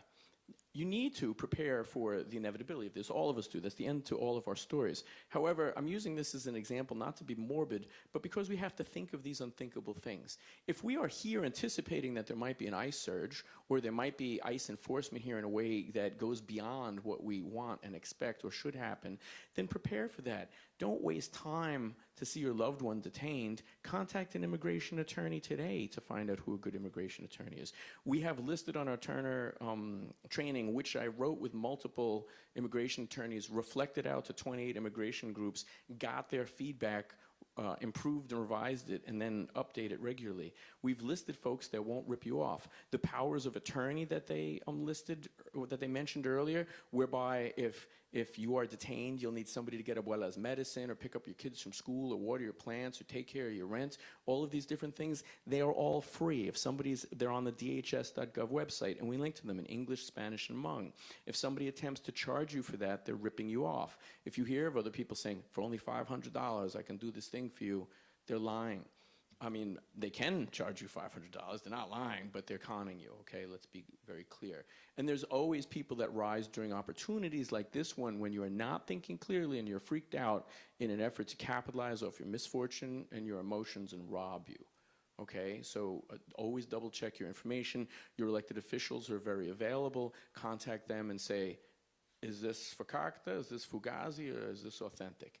And I'm going to get back to them. And if they don't tell me they've heard at least one Italian or Yiddish word a week, I'm going to be very disappointed in you, and I'm going to tell the sisters. A couple of quick things. You do not have to open the door. How many of you have seen cops on TV? Okay. When they say that they have a no-knock warrant, do they knock?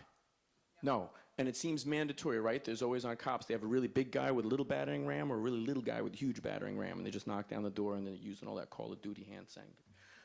You don't have to open the door. And if they say, we'll kick it in, we have a no-knock warrant, they're probably lying. They would have already done that thing. They can slide the warrant under the door to you or hold it up to the peephole, and you can take a picture and share it. If you can't read that language, we happen to use these letters, right? That's great. But if I read Cyrillic or Amharic or Mandarin, those aren't my letters. I don't know what that is. That's so many squiggles. So tell your loved ones that they can take a picture and call you and share that. And hopefully you'll have an attorney that can communicate with them. There's a vampire rule. How many of you saw Salem's Lot when you were a child? Okay, me too. It was terrible. I was very scared. In one scene, as a spoiler alert, so if you haven't seen this or read this since 1976, that's on you, not me. The little boy, the protagonist, his older brother, gets turned into a vampire, and he's floating around outside the window, and he's clawing at the window, and he's telling his little brother to open the window and let him in. If the little brother let him in, then the vampire can come in. If somebody in your house, a co-rentee, a guest, somebody you don't know, some 5-year-old kid from up the road that came there looking for Halloween candy because he doesn't have a calendar, lets ice in your building, they are legally allowed to be in your building. You have to have the authority to throw them out. You say, get out, I'm in charge. I need to see a warrant, get out, no warrant, and then call your attorney and other folks or media. You do not have to say anything. You do not have to sign anything. They trick people. Remember, law enforcement is allowed to lie to you. You are not allowed to lie to law enforcement. That I-205 form I mentioned earlier is a form for self-deportation. If you sign that form, you are giving them permission to deport you. If you don't know, and I speak to you in your native language, and I tell you my friend who's shouting at you in English is a jerk and stinky, and like you and I are compas, and so just sign this so I don't get in trouble when we go back, I may have just tricked you into signing an order of self-deportation. Sign nothing without an attorney, period. Unless it's the check for me, that's okay. Do not ever put your hands on an officer. I speak with my hands a lot. I get very close to people. I know that this is not what you're supposed to do in Wisconsin. It's definitely not what you're supposed to do with law enforcement.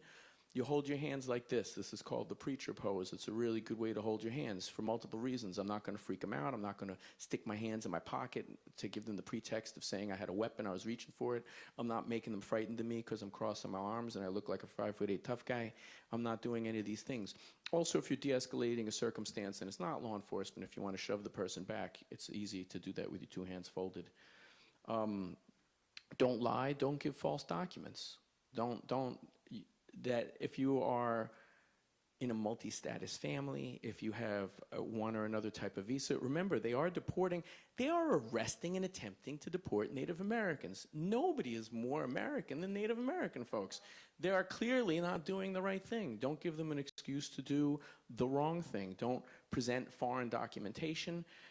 Make copies of all the different things you're going to need if you are an immigrant. And here's a list of it here. You want your ID, your federal, maybe you have a city ID, all the different things that show that you should or have a right to be here. Your A number, which is your alien number, it's very beneficial, although they're definitely crushing over this now. And also know that as of October, they have detained and deported more people who were not wanted for a felony or violation or any criminal activity than other folks. So when you hear Kristi Noem and other people saying we're looking for bath salt smoking cannibals and people that are importing 80 million kilos of whatever the new drug is, they're lying. They're not. They're trying to take some guy from Guanajuato who's getting a hamburger Culver's and deport him. And this is a terrible thing. And so you want to make sure you have all of these little bits of insurance to help you. You want to make sure you fill out a form for guardianship for your children. If you're taking care of an older adult, animals, make sure that somebody else has that permission. Have a plan. Who are you going to call and who gets called if you or your loved one gets detained? Where's the list of doctors and meds? Who's going to be able to access your finances, your medical needs, your attorney? And you're going to have 2 copies if you are on some form of immigration visa, you're going to want to carry your original document with you, your one original document, and you're going to want 2 copies of all of your important documents. You're going to want one in a safe place in your house, like a safe, or that magic secret place that is not under your bed, because it's not a secret magic place, and we all know.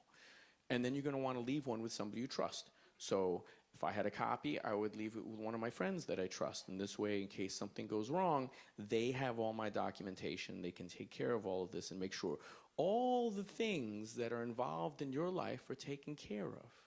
This is vital. This is vital as we get older as human beings, but it's very vital now if you're going to be demonstrating, if you live in a multi-status family where you or somebody in your family is on a different type of visa, or maybe your whole family is on all sorts of types of visa. You want to take these very important precautions. These are the last few things you need. But birth and marriage certificates, and they're hassling people a lot now to make sure that you have these. If you do not have these, and they are of a place of origin in another country, I would encourage you to write to your consulate or these other places now and get them sent to you. And that's a wrap. I'll wait till later on during the Q&A to answer more questions. I do invite you to check us out on social media. On March 1st, we have 300 people coming to join us at the South Shore Pavilion. One half of the room will be trained on legal observers and how to be a legal observer. The other half of the room will be trained on how to get involved in mutual aid and the neighborly looking out for one another that we should all be doing. The silver lining of all of this is we are now reactively coming together as a community, which is very important. What I'm hoping is that we can use this momentum to actually move forward and build the beloved community and stabilize one another and create systems of support that aren't just reactive to this emergency, but are proactive, actually us living and flourishing and being happier and de-siloing this segregated racist city. Yes to community. Thank you, Emilio. All right, and then next I would like to invite Alondra Garcia, representing Voces de la Frontera, to do our next section. Thank you.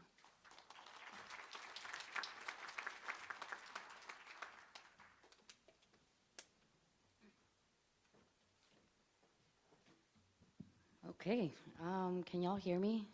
Yeah, we're good. Okay, so I prepared, I'm a bilingual teacher, so I prepare in both languages, Spanish and English, but then I heard that there's translation there, so I can stick to English then. Is that okay? Okay, cool.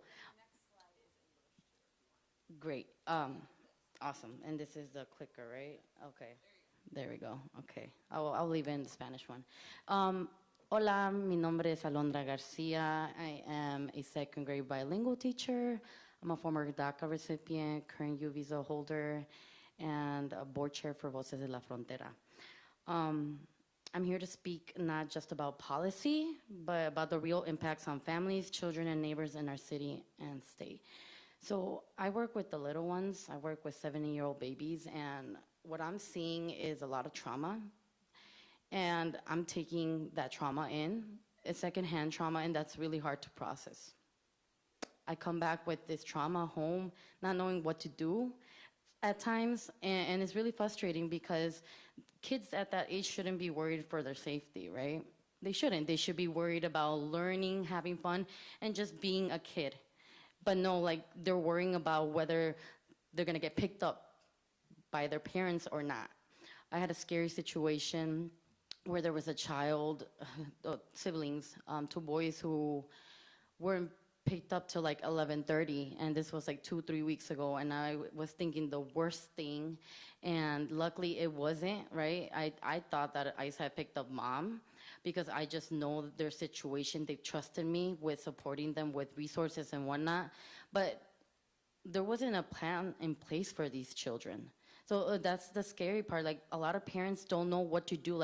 Okay, the documents, where do I get them from? They get them from me, but how to fill them out, right? So that's why we tell them go to Voces de la Frontera, because I don't personally know how to fill those out, but I do guide them to the people who and the experts who do know, right?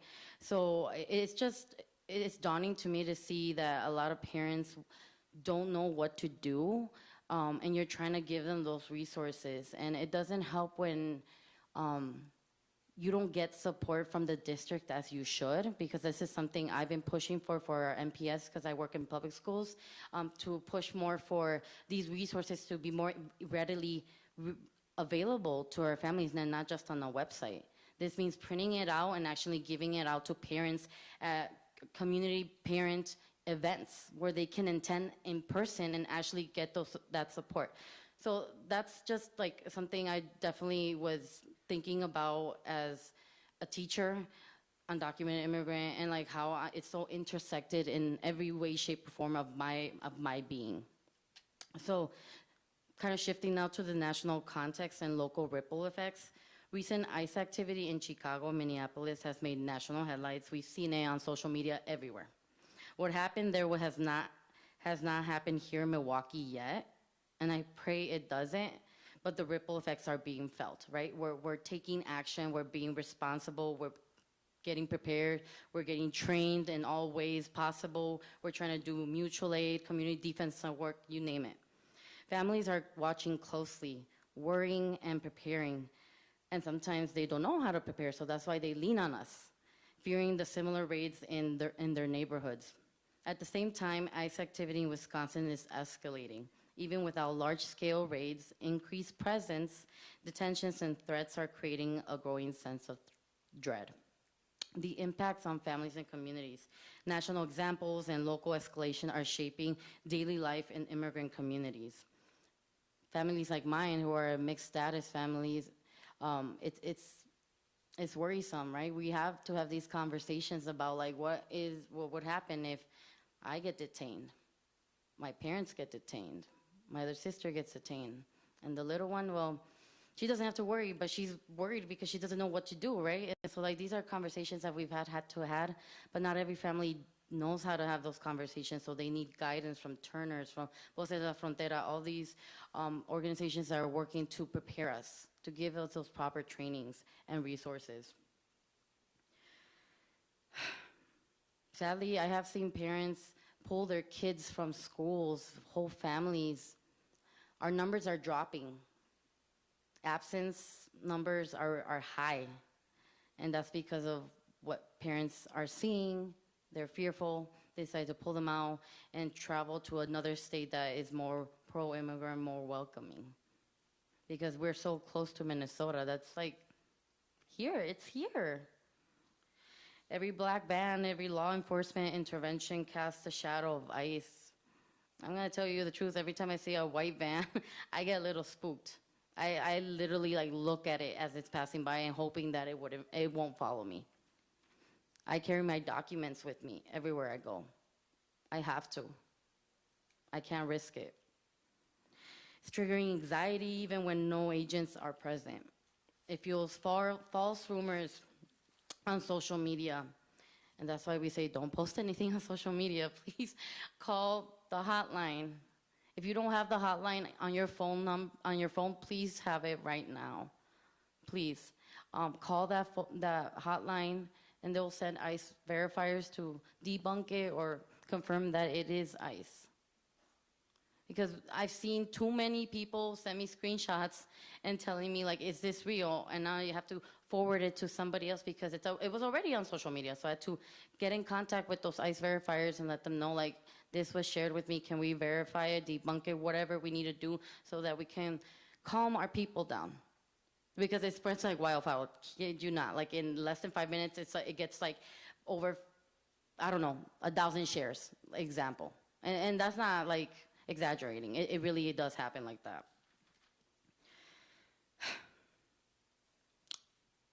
Our emergency hotline receives calls every day. We've been getting over 500 calls monthly, and that's a lot. I mean, I'm pretty sure it's going to keep increasing if they get closer home. And our trained verifiers will respond daily, though. Okay, not every return turns out to be ICE, but each call reflects something real: fear, mistrust, and uncertainty. Because not everybody knows how to identify ICE properly. They have all this kind of gear on that it's kind of confusing to me. Actually, like looking at all the different names and agencies, I'm just like, okay, like who is who? And that's how they play. They want to get you all confused. They want to create fear in you.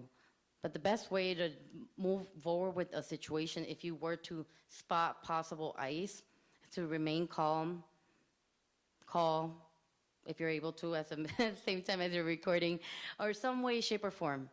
But try to be as proactive. I know that the fight-flight response kicks in hard, and most of us, I don't know, maybe it's flight, leave, deuces, and some will like fight it and actually like stay there present and try to do something about it.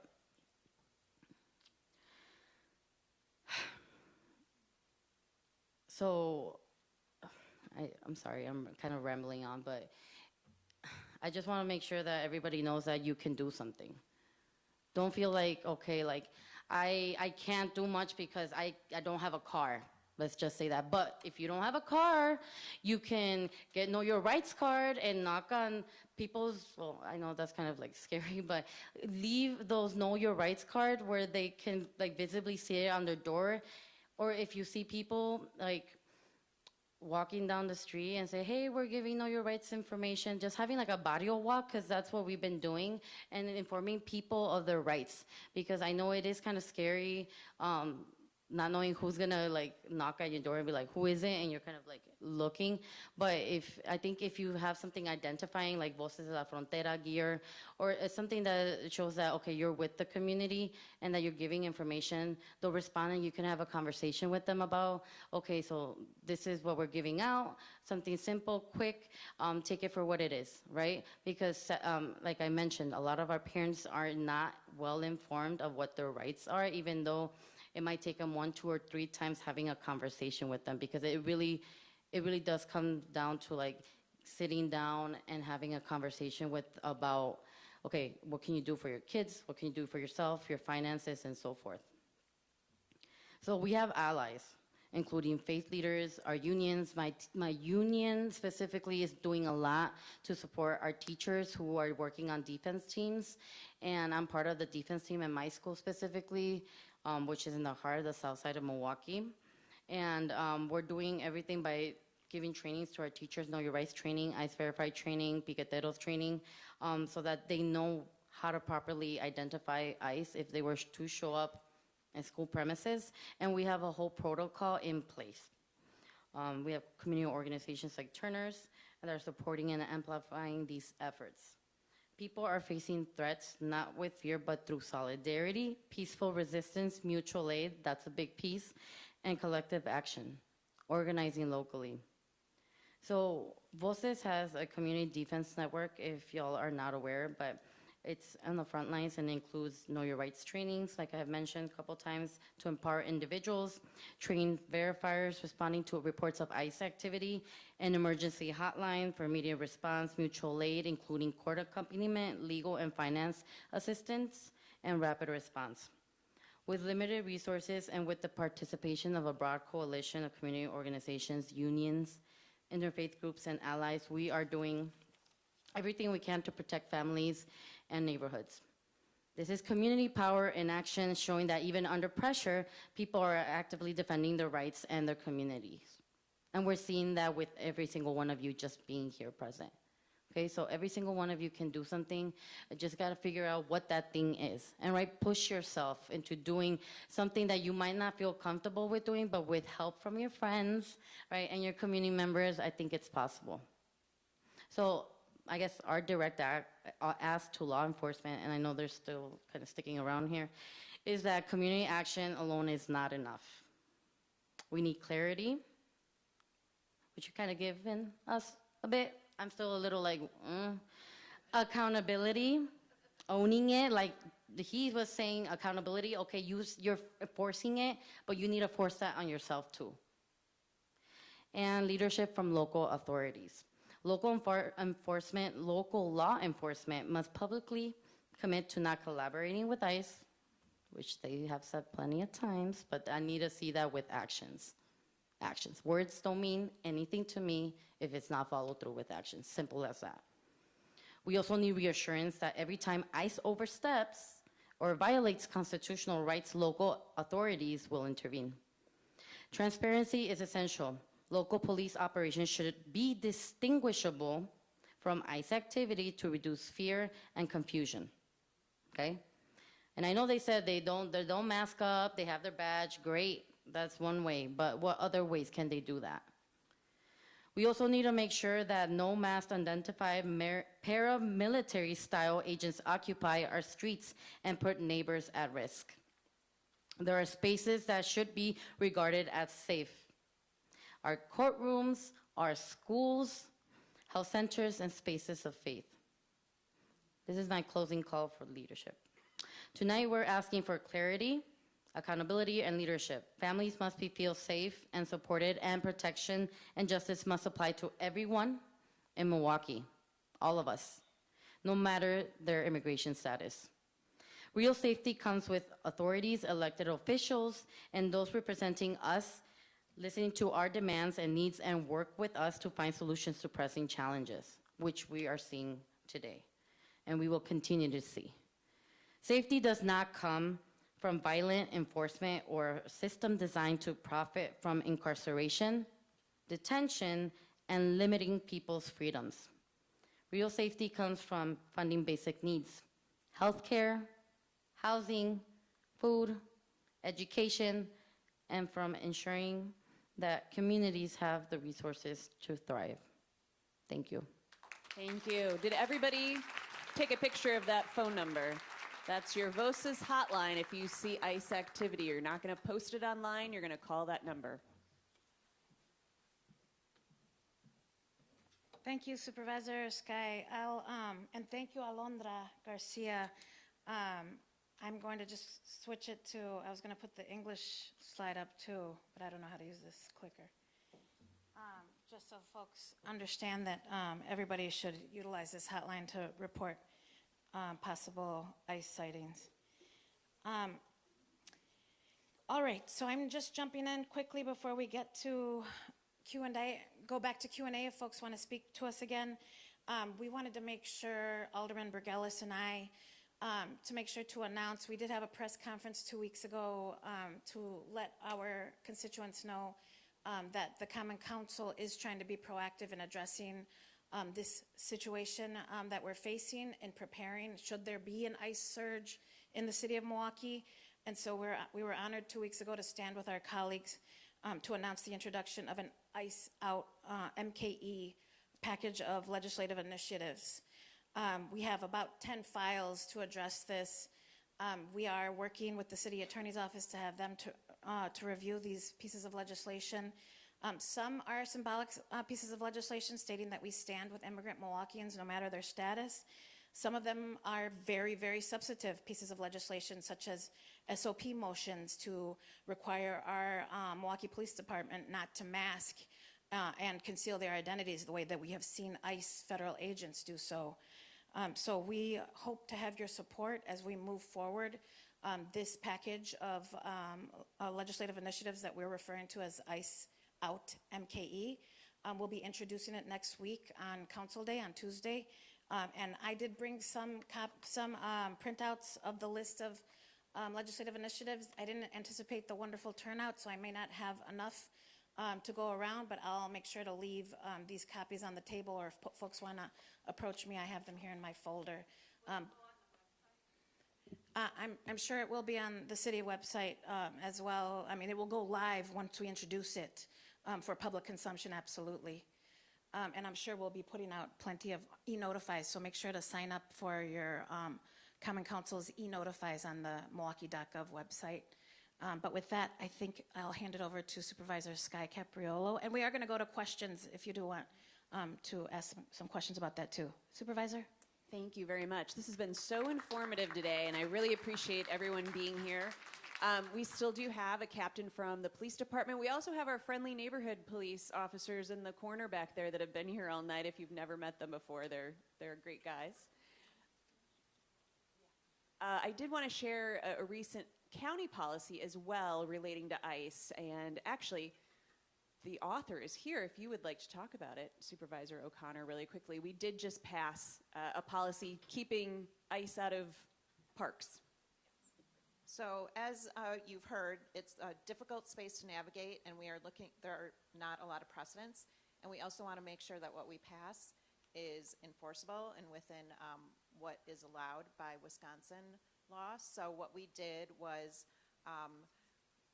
ask that if there's to be any sort of large-scale law enforcement staging effort, and we were very careful to define what is staging, what is law enforcement. And this pertains to any activity that is not related to normal routine patrol or law enforcement efforts in conjunction with regular activities of Milwaukee County parks, such as special events or anything of that nature.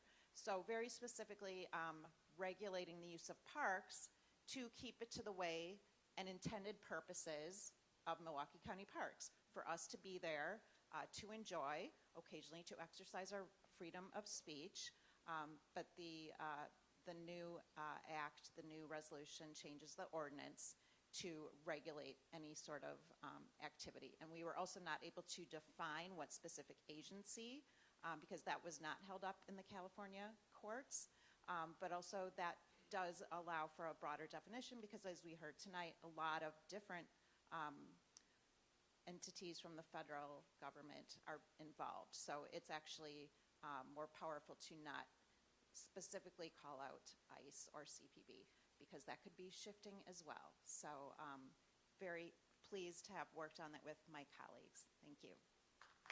Thank you for your leadership on that. Okay, so we are at the end of our presentation, so we are open to questions. Go ahead if you want to stand up. Go ahead, and we'll keep it to 2 minutes because we all need to go to bed at some point, right? Thank you. My name is Bernadette Sweeter, and I live in the proximate area of 32nd in Oklahoma. And my question is related because, you know, part of our constitutional right is to vote. And what we're hearing is suppression efforts by the federal government and using ICE agents at polling places. And so we've got an election coming up in April. I'm a poll worker in August, of course, in November. So I'm not sure if we've been able as a community to think about how that might impact us, but I would like to put that out there.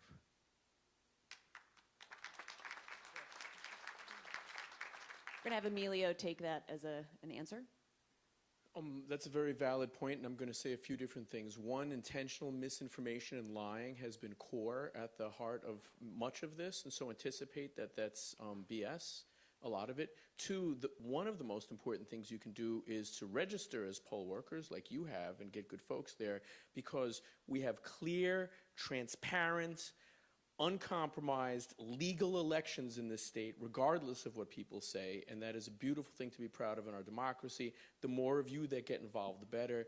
And I've had the pleasure of working on election protection and a broad coalition of nonpartisan groups since I moved here in 2006, and that will continue, and I'm sure folks will be notified, not only the Wisconsin, not only all the election authorities throughout the district and the state where that occurs, but also law enforcement if that's occurring. And then again, with any supposed sighting of ICE, you call the 1-800 number that was shared there so people can act and react immediately. And by the way, I do have a statement up from our district attorney, Kent Lover, and he wasn't able to be here, but I'm leaving his statement up for everyone to read. I will not read it verbatim. All right, next question. Hi, my question, I came to get an answer in regards to the authority and where does our law enforcement stand.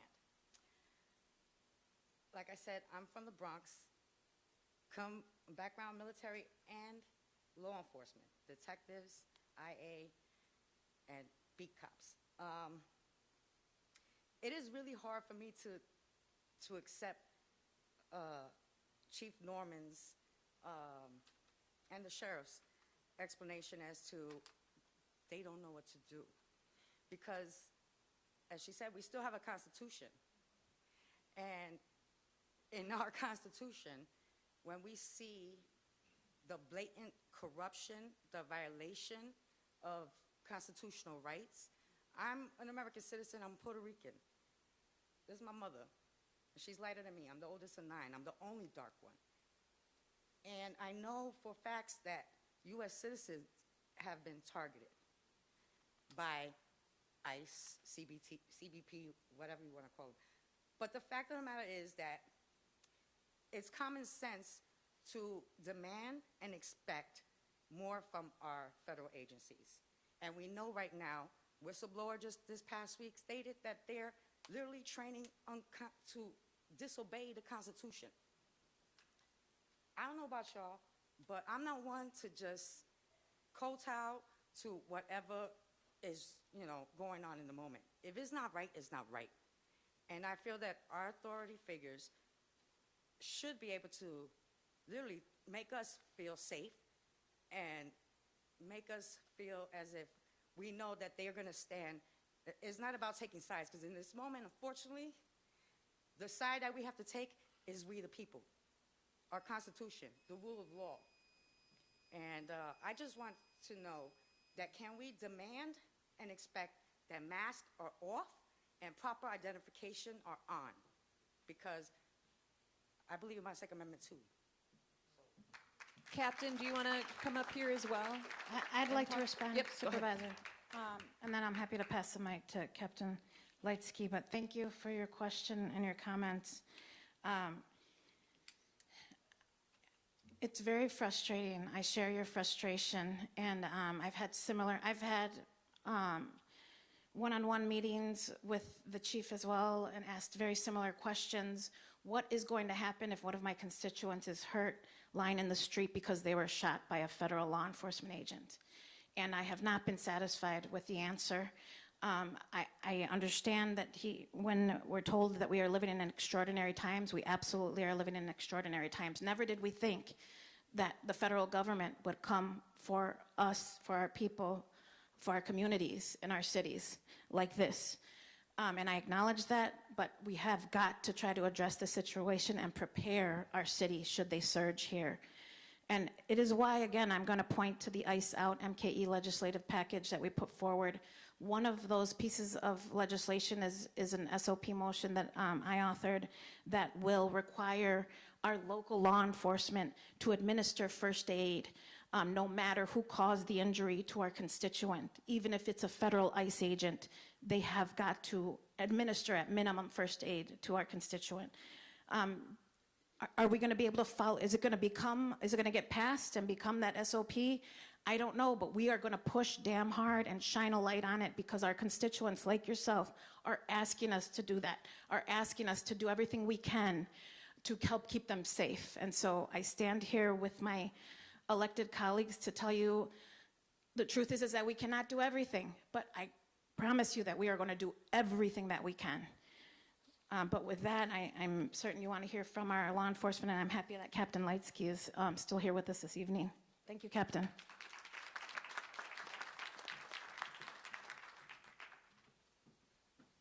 Good evening. My name's Tim Lightsky. I am the captain here of District 6 on the south side. So Alderman Zavanripa, Alderman Bergelis, Alder Dimitrievich, and Spiker are the alders that represent District 6. So if any of you live in those areas, you also live in the Police District 6, and I'm the commander for you. Another hat that I wear, though, is also as our crowd control commander for the department. One thing, before I took this post, I was also the training director for the department for 4 years. And we made sure to implement training for our officers beyond just the use of force, understanding the law, understanding our policies and procedures, investigative tactics, right? We talked bluntly about the history of policing, the good and the bad, and what our requirement is to learn from it and to make sure to go forth and continually endeavor to earn trust from the public, that we realize that, and especially in some communities, we really have a really big lift to continue earning that trust. I take that measure with, or take that attitude towards being the commander of our crowd control as well. I've been the commander of the crowd control post George Floyd in the fall of 2020. People retired in the wake of the resignation or retirement of then Chief Morales, and a new direction for our crowd control. And Chief Norman was one of the new assistant chiefs who was part of selecting me as that crowd control commander. We have one of the largest crowd control command teams in the United States. I got over 250 members. In that time since I've been commander, so now we're going on almost 6 years.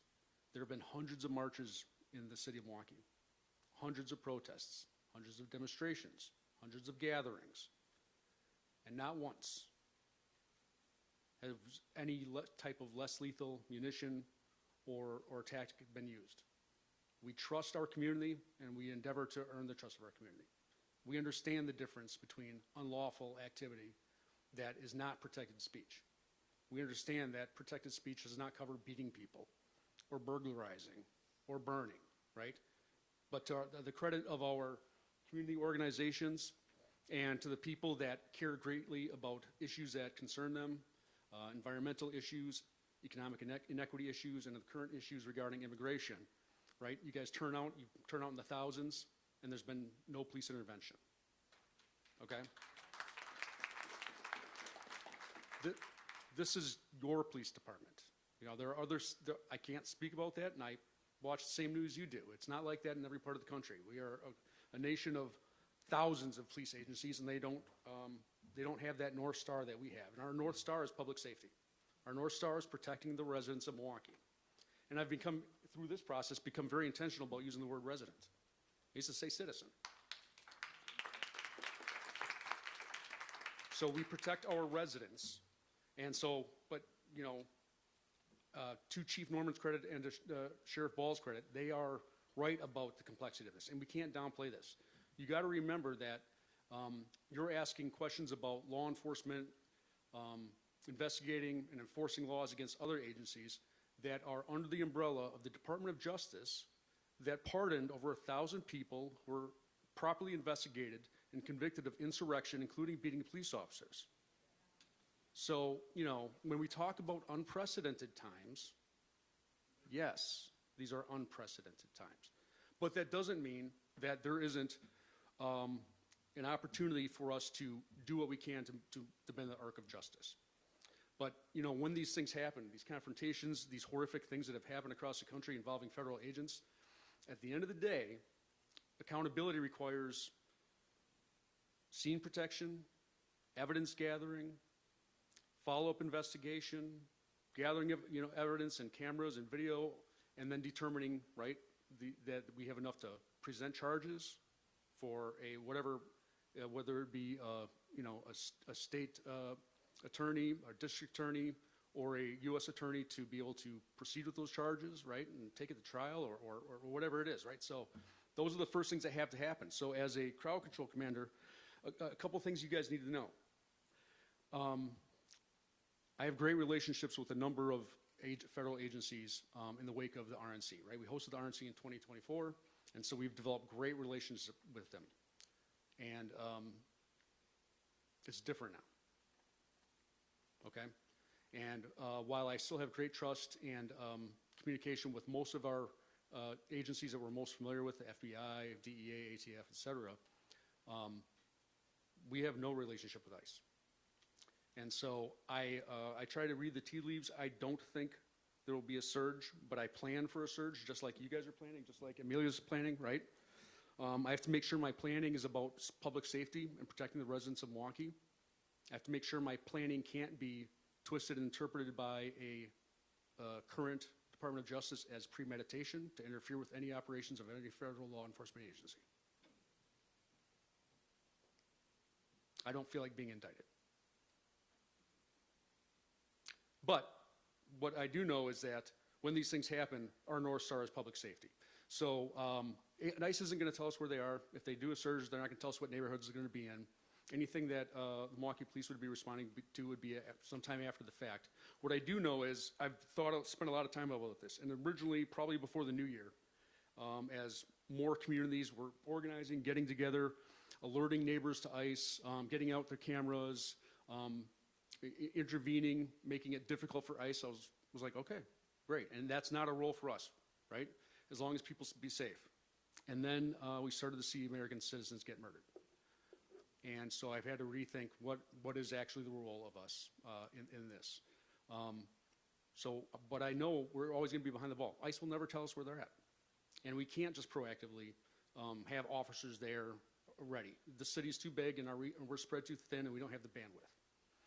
But when the confrontations between community and federal agents happens, right, we can be responsive. But once again, my North Star is public safety. So a couple things. Please adhere to these warnings.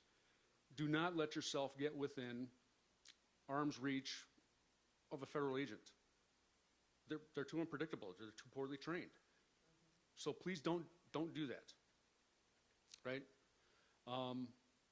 And then, under circumstances where there does seem to be a growing crowd of people concerned about their neighborhood, and of course, you know, a complement of federal agencies that are doing their work. If my team does show up, right, please excuse us for whatever we're doing what we think we need to do to keep you safe. And I get questions about optics and which way the cops are looking and all this kind of stuff. Those aren't the right questions. Our job is to keep you safe. And then if we can, if there has been an incident that we think has the potential to be investigated as unnecessary, unlawful, unconstitutional force, we need a fighting chance to contain the scene, which means we need cooperation from the citizens to get out of that area. We need cooperation from people to give us an ability to talk to witnesses and canvass the neighborhood. So we're working with you as much as we can, but you know, there is nuance to the answers because every situation has never been trained before in the over 150-year history of policing in America. These are unprecedented times. But just know what our North Star is. It's protecting you, regardless of your status. So, but please adhere, please work with your organizations. Milwaukee, I think, is fortunate to have some of the greatest community organization infrastructure in the country. You guys move the needle, you get stuff done, but we all are in it for the long haul currently in this current timeline that we're in right now. I really appreciate the honesty of that answer.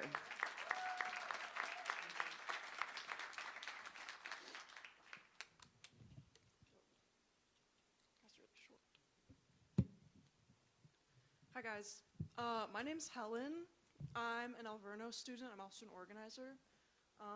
Yeah, I just want to say it's really important. We are all out here tonight. This is a great moment. This is also just the first step. Whoa, okay, you guys can hear me? Okay.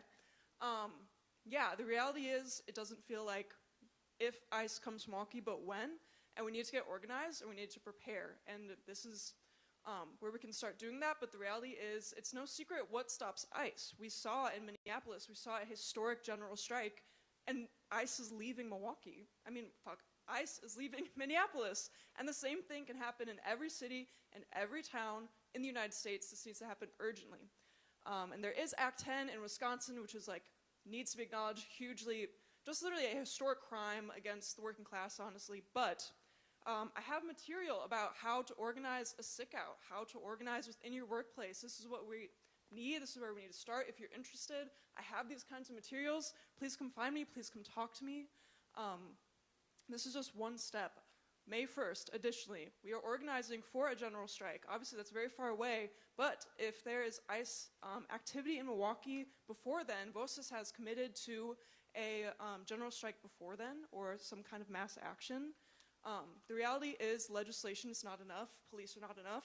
The role they played in Minneapolis was to break up strike action and to break up marches and protests and to separate, like, yeah, take citizens off of the streets away from the other citizens or other people being detained unlawfully. This is the reality of policing the United States. So if you're interested in these materials and what we can do to build for this, please come talk to me. I'll be around.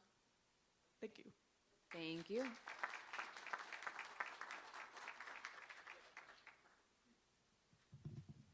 It's going to fall, I think. Hold on.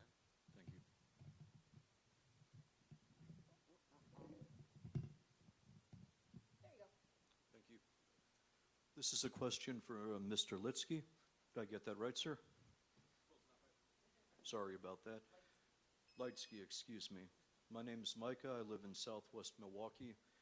What I'm wondering about, say there's a peaceful protest, a peaceful protester complies with ICE, still gets thrown to the ground, still gets, say, kicked in the back of the head, does everything that you say they should do to avoid a conflict and still gets assaulted, will you guys intervene?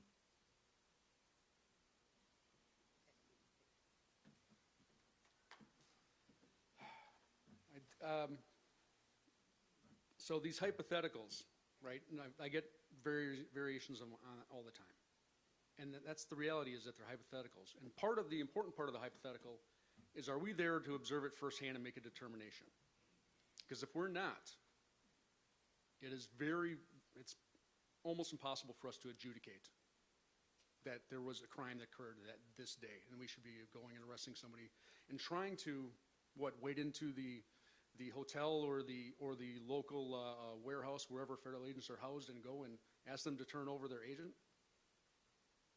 So these are right. So I don't mean to sound dismissive, but let's talk about the reality of what this actually looks like. Once again, I'm talking about a DOJ that pardoned 1,000 people who stormed the Capitol.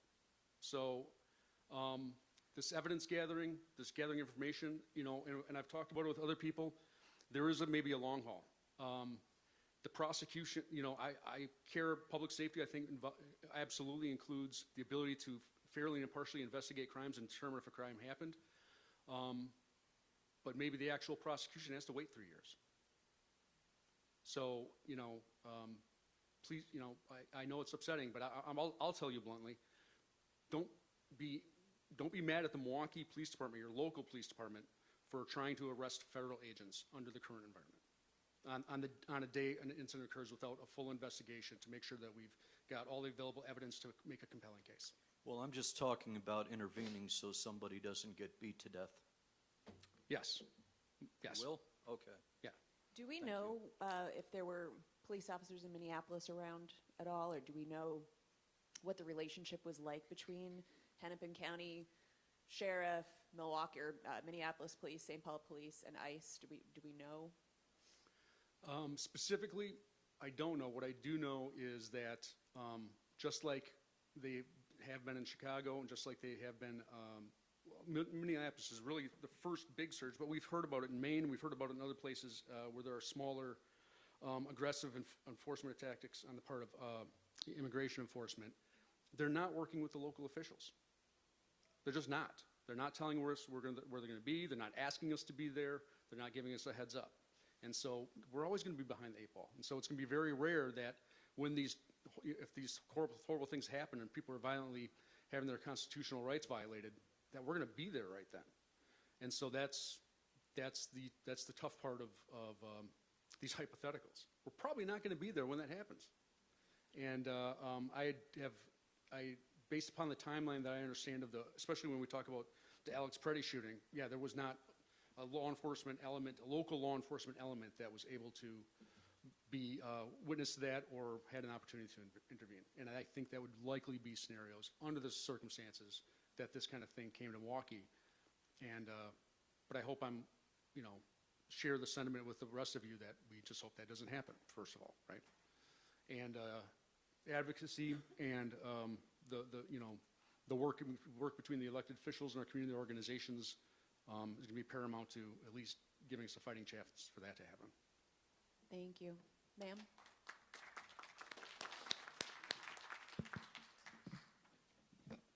I'm short, so. Well, I just want to recognize our elected officials, Yocasta, Caroline, Juan, Peter, and everyone else who is making the difference and taking extra hours, right? I know you work 24/7, but taking this extra time, or even Emilio and Voces de la Frontera, Comité Sin Fronteras. I joined Emilio with a church. He provides these kind of conversations for a church that requests him to come in. So if you have a church, if you have a school, if you have a group of people, your company, feel free to reach out to any of them. They will be happy to go to your place to spread the word about what you can do. And to the police presence here, please know that we respect you, that we trust you, because we know that we have mixed families, right? Your family is out there with our kids, our, family members, community members. You are also part of the community, and we have seen how you have been targeted when working or being off duty in Minneapolis as well. So thank you very much for putting this event together. And ICE could be maybe taking our streets, but they cannot take our untamed spirit, okay? Thank you. Thank you. I don't know who can really address this. I think that our government may have learned some lessons from Minneapolis.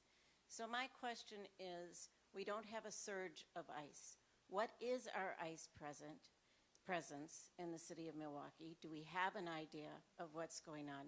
And have we run into any people going through the immigration process and doing what they're supposed to be doing that are being picked up at our courthouses? Has that happened here?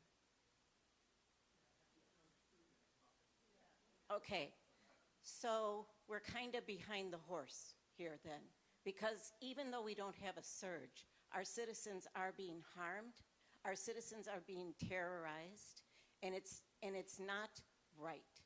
So I just want to encourage people to put a sign in your window with Alex Preddy's name, Renee Goods, and a candle, and let your neighbors know that you're a house that they can go to if they need to go somewhere. My question to the police, what does a parent tell their young daughter if she's driving home from work and she gets pulled over by somebody? My mom always told me, don't you dare open the window. Tell them you will follow them to the police station. Do not, because you don't know if they're a policeman or not. But in this day and age, what we're seeing is people pulled out of their cars. And can they just drive away? Or are they going to get shot? I mean, this is ridiculous. So what do we tell our children, not just young girls? What do we tell ourselves? If I get pulled over by a police officer and he asks to see my birth certificate, what do we do in those instances? We need help.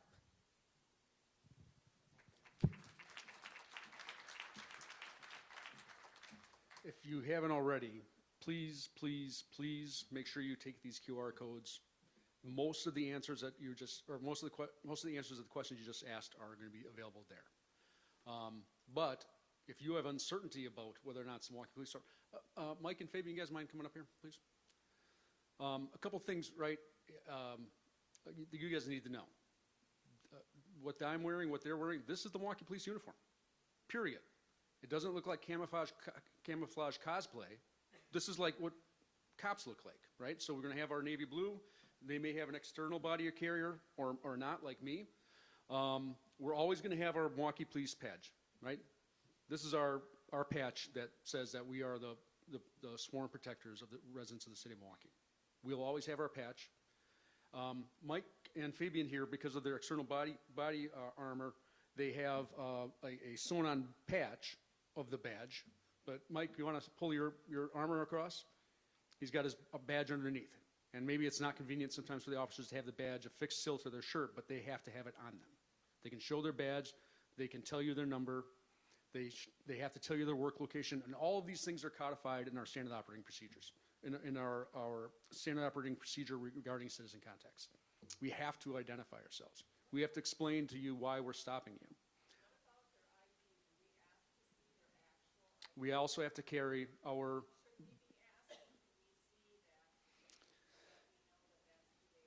Well, what I'm telling you is that, yes, you can do that for all City of Milwaukee, and they're obligated to tell you that. What I can't speak for is a federal agency.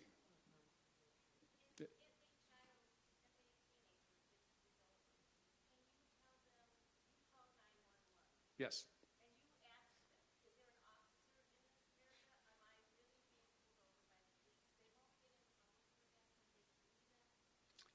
Yes, yeah. All of our officers are required to notify our dispatcher of a traffic stop as soon as they conduct it. So a dispatcher will see that, you know what, there is a squad car on site, and looks like they've already run the plate. Is your daughter's car plate number? Oh, okay, yeah, it's going to be a Milwaukee police officer. The vast majority of our patrol cars are marked They're either black and white or they're all black. They've got the City of Milwaukee badge, except for one patrol car.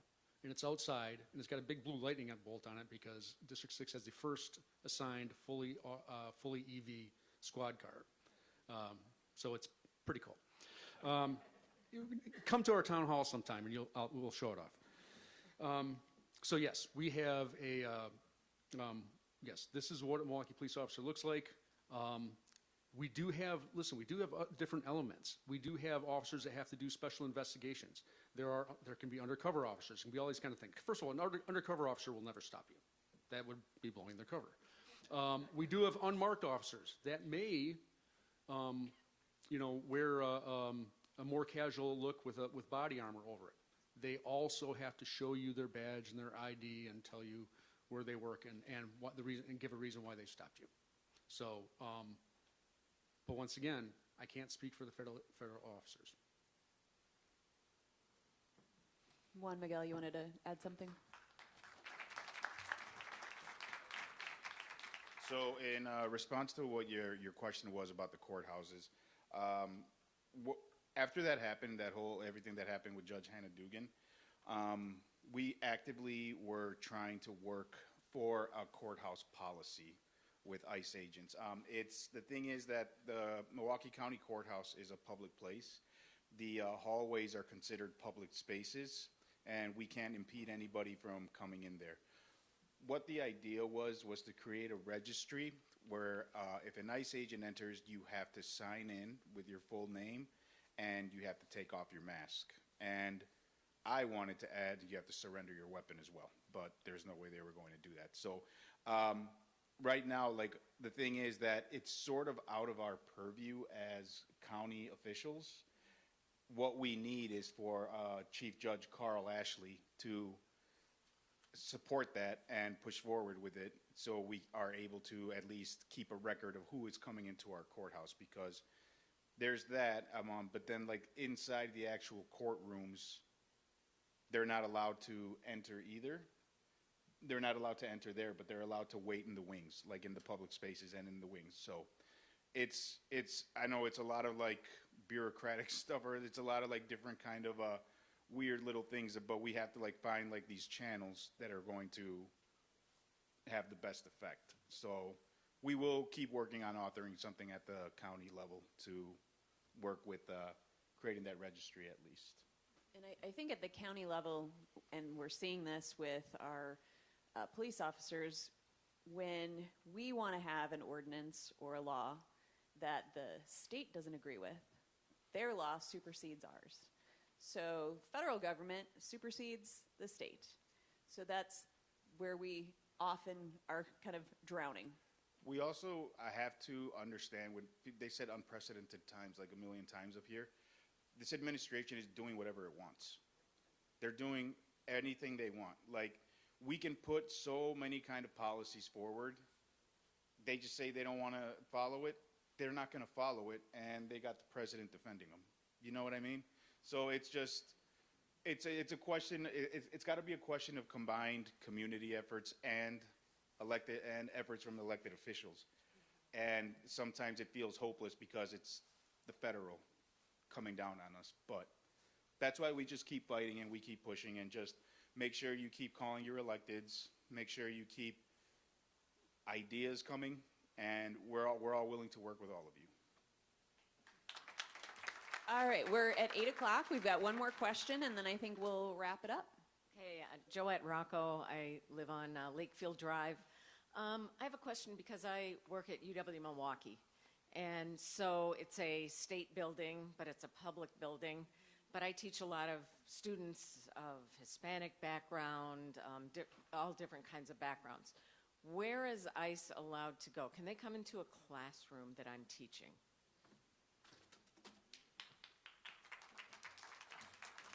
It's a great question, and UW Milwaukee has printed guidance for what they're supposed to do, including a protocol for responding and summoning your core counsel to that. And it gives specific guidelines, generally speaking, and so I don't want to tell you something contraindicating what they've listed. Generally, ICE is allowed to go into your courtyard and any area that's open. For your classrooms, depending on the guidance that's written there for UWM, and it's searchable on their website, and most public institutions have this, it'll say that you are to call core counsel, close the door. I tell businesses and other folks, when possible, since you don't know who they are, to treat it as an active shooter training. Unlike what the captain said about these local officers, they will not and have not, and we've all seen examples where they refuse to identify themselves. So if you care about your safety and the safety of your students, and I say this as a former public school teacher, I will, and a business owner who has many hundreds of people in my business, I will shut down my building immediately for potential active shooter training, active shooter scenario, and I have done that in the past. And you all, as proprietors or the people in charge of your space, should shut that down and treat that as a dangerous circumstance without putting yourself in harm, and accelerating this as quickly and as calmly as possible, in the same way that I would have my little calm, okay, there's something going on outside, you can't leave the building type of thing, because what you don't want is people to panic and freak out as well.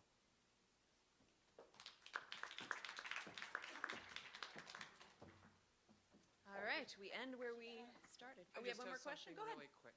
Yeah.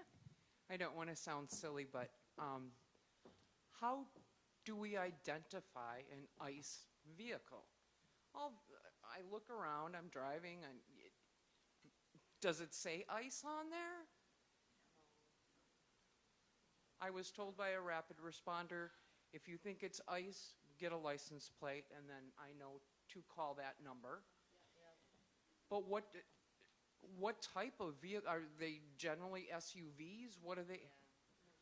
We forgive me, so in our legal observer training, I run through photos of the different types of uniforms that what our local law enforcement wears, what state troopers and the sheriffs wear, as well as examples of, I have slides of cars that they use. They're just rental cars. You can't tell.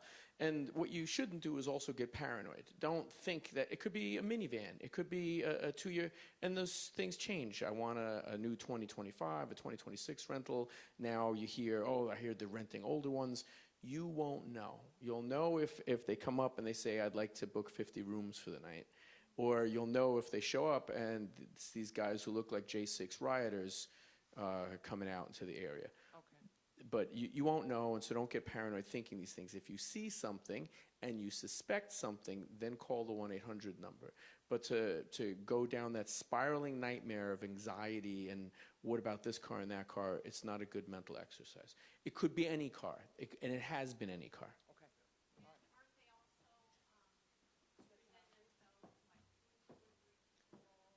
In rarer instances, those are anomalous compared to the surges and the other activities. They may, ICE in Milwaukee, maybe it was your question earlier, there are detainers that ICE agents are executing for individuals that are wanted, that have gone through a process whereby they're supposed to go to court and then face deportation. What we see now anomalously and violently are these massive surges and the extrajudicial executions, detentions, beatings, and overuse of force.